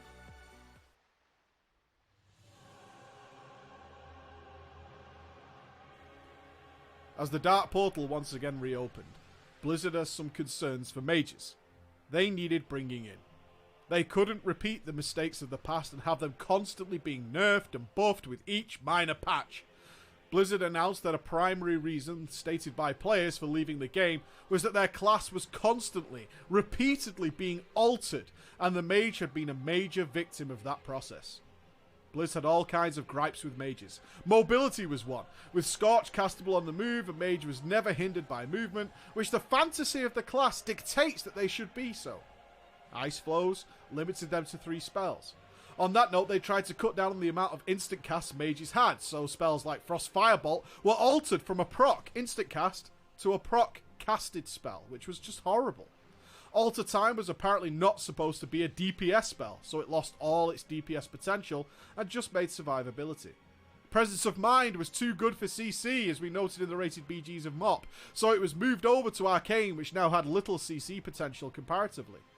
Bombs we had used for 3 expansions were now a problem, apparently, because mages shouldn't be multi-dotting, so they were reduced from 3 choices to 1, that changed based on spec. The variety and quantity of tools available to the mage was chopped down and broken up into different specs, instead of being baseline across all 3. And to compensate for this now lack of usefulness, they were given a raid-wide healing buff. And of course, you know how most mages reacted to that. Fuck you.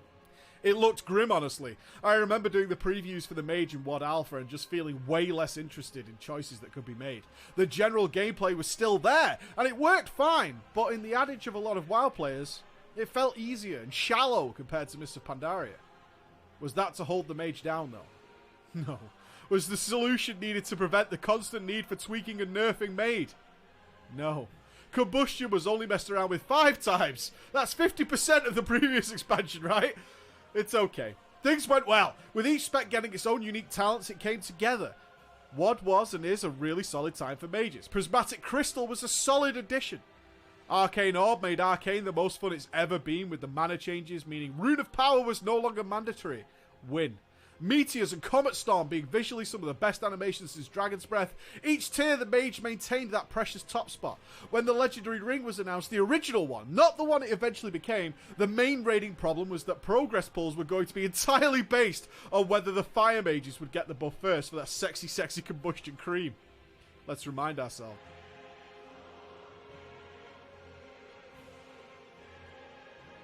Gladys Lowe has... Safe to say that on the surface looked like a bad start for the mage. Warlock to Draenor turned out well. In the arenas, the new talent system had also worked out well. While I'm always wary of discussing an area of the game in the legacies that haven't actually come to an end, and the battle for PvP supremacy still rages on, it's impressive to see that not just mages, but Arcane, Fire and Frost have all seen representation in 3v3, and many high-level mages have found great success with streaming and YouTube communities in comparison to the other classes. While rated BGs still exist, their popularity never reached the heights I'm sure Blizzard hoped for, with 3v3 teams being taken way more seriously, being more balanced, and easier to organise. But a mage still hold a spot there too. My conclusion to the mage is the steady, safe bet. It's always pretty fun. If someone was to come to me and say, Preacher, which class should I roll that can take part in solo play, PvE endgame all the way up until the end, and PvP all the way up until the end, in every single aspect of World of Warcraft, I would be hard-pressed not to say a mage. Unless they wanted to heal or tank, of course. The mage is just so delicately cared for. Every decision seems to be taken pretty lightly in a game where oftentimes things come down with a hammer. And that's something that I don't think anyone else can say happens to them. Just look at Combustion. Changed nigh on 23 times I counted through the patch notes, but they tried to make it work. They really wanted it to work. They liked it. And ultimately it was doomed to failure, but they tried for years to make it work, which is a really crucial element that you can't forget. Thank you so much for watching. We are supported directly by Patreon for the Legacy videos. They get these videos 1 week early and get to see stuff that generally doesn't appear in the final cut because they don't like it and they say it's terrible. Please change that. So if you feel like supporting us that way, please do. It's the best way you can do so, and it affords me the time to be able to sit down and spend a week or so editing all this together and making it work for you. As I've said that, there's a number of other Legacy videos. If you want to look at classic vanilla raiding, classic vanilla PvP, or just what vanilla was like, or TBC for that matter, or a number of other classes, please feel free to check the playlist or click the links in the background. Alright guys, thank you so much for watching. Bye-bye. That brings us to the end of Legacy of the Mage. What an absolutely fantastic time looking at all of the...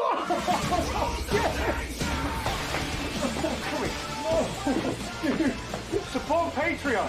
It helps this young man do what he does and allows me to pay him back with this. We love you all. Go.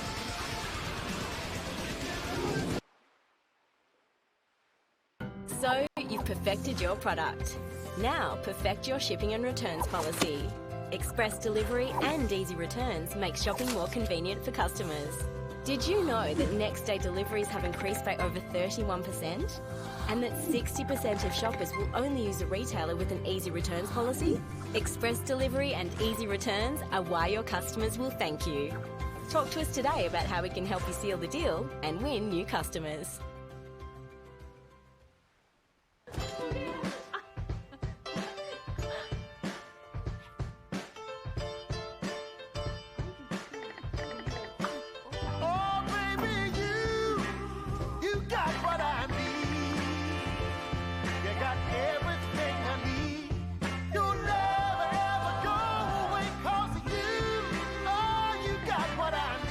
Low prices and free delivery on millions of items. Easy as Amazon.com.au.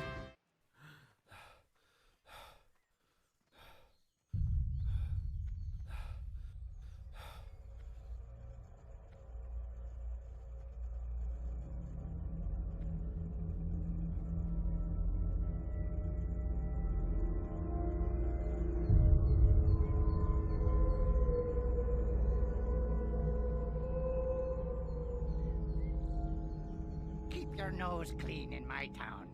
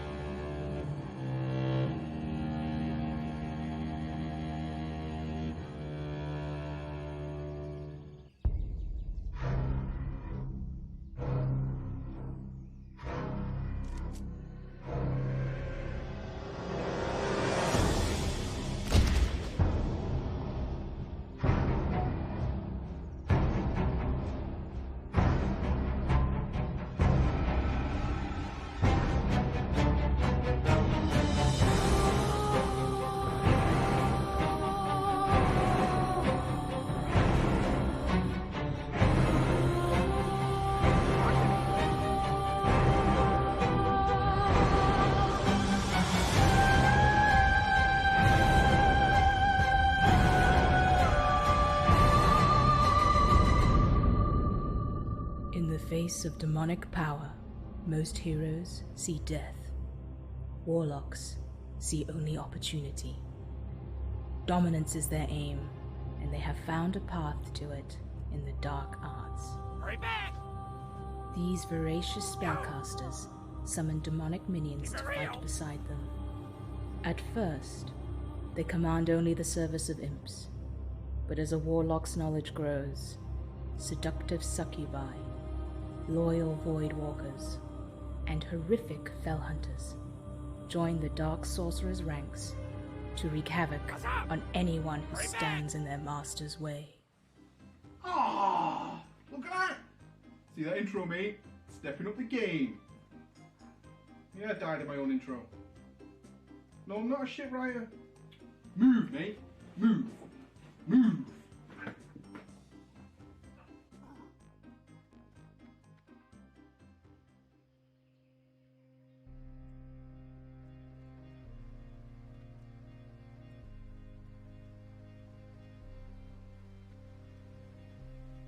The Warlock.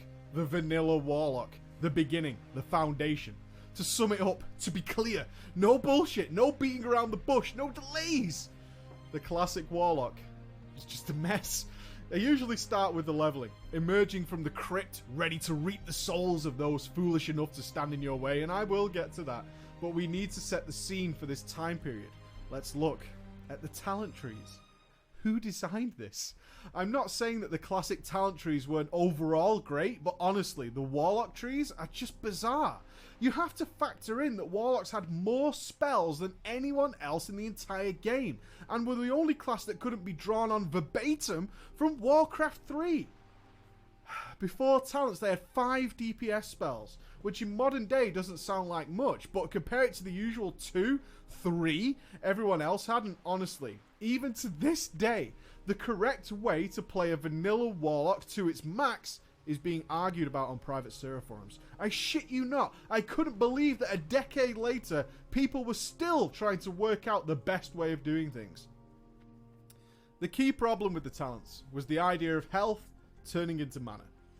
I think Blizzard was worried players would be afraid of life tap and not choose the class, as no one else was having to literally kill themselves in order to play. So no less than 10 separate talents were designed around offsetting this basic fundamental mechanic.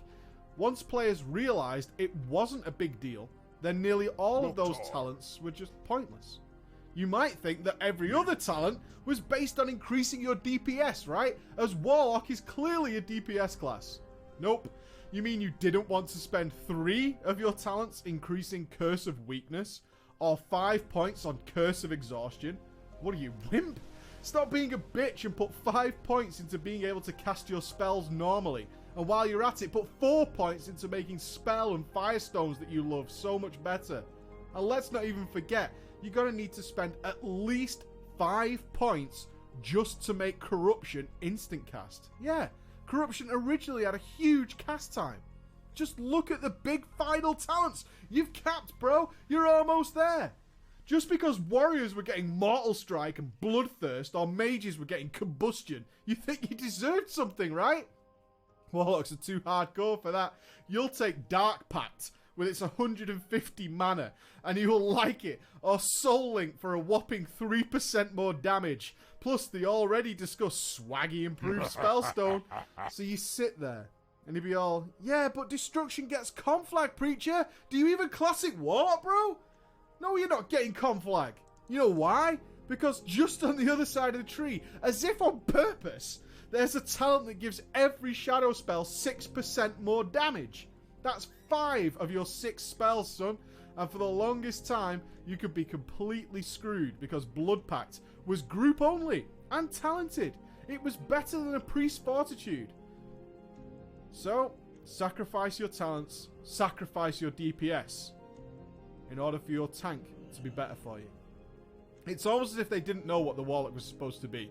Was it a pure DPS? Was it a hybrid? Is it a pure DPS? Why are the talents so bogus? If it's not a hybrid, then why does it have so many array of debuffs and raid support buffs like Blood Pact? It's as if that every idea left over from the other classes was just jumped into the Warlock at the end. I can only imagine the designer sat there with this flood of ideas coming in.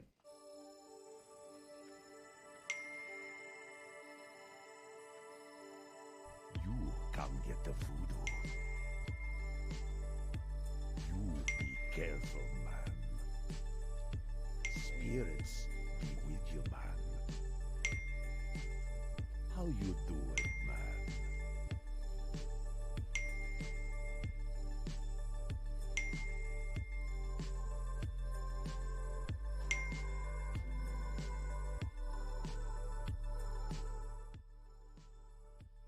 So now you understand the state, let's go to the beginning.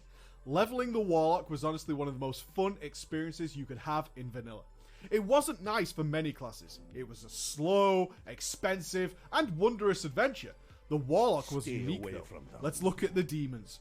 It fucking made me so sad. It's unfortunate that the acquisition and importance of demons has been watered down so much. Let's be honest, learning how to summon a Voidwalker from the twisting nether because you crossed a road isn't exactly something you're going to tell your friends about the next day.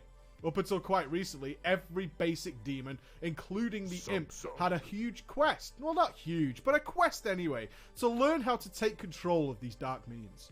I was particularly fond of the Fellhunter questline, which had you digging up long-lost incantations. A classic maneuver was getting your fresh, brand new Warlock to level 10, learning to bring in your precious Voidwalker only to, summon. To Toman? Mate, no.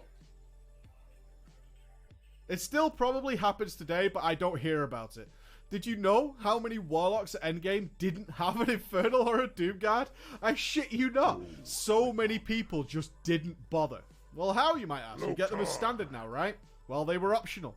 If you wanted to have dominion over these creatures, you had to physically get off your ass and go and get them. The Infernal quest was stupid easy and could be done in around 20 minutes. Just run down to Felwood, kill a named mob. The Doomguard, however, that was going to be a little tougher. Firstly, the quest wasn't even to summon a Doomguard as you know it today. It was to learn the Ritual of Doom. Before this point, Doomguards were a 10% proc if your Curse of Doom killed an enemy. Remember, Curse of Doom could only be on one target, can't be cast on players, and only did damage after 1 minute. It didn't tick like it does today. So using it to spawn a Doomguard in any useful scenario was pretty much impossible. A fair trade, considering it was completely fucking badass. Players were a little pissed that something so cool was so rare and impractical, so a Dire Maul was released. They brought with it another way of creating a Doomguard.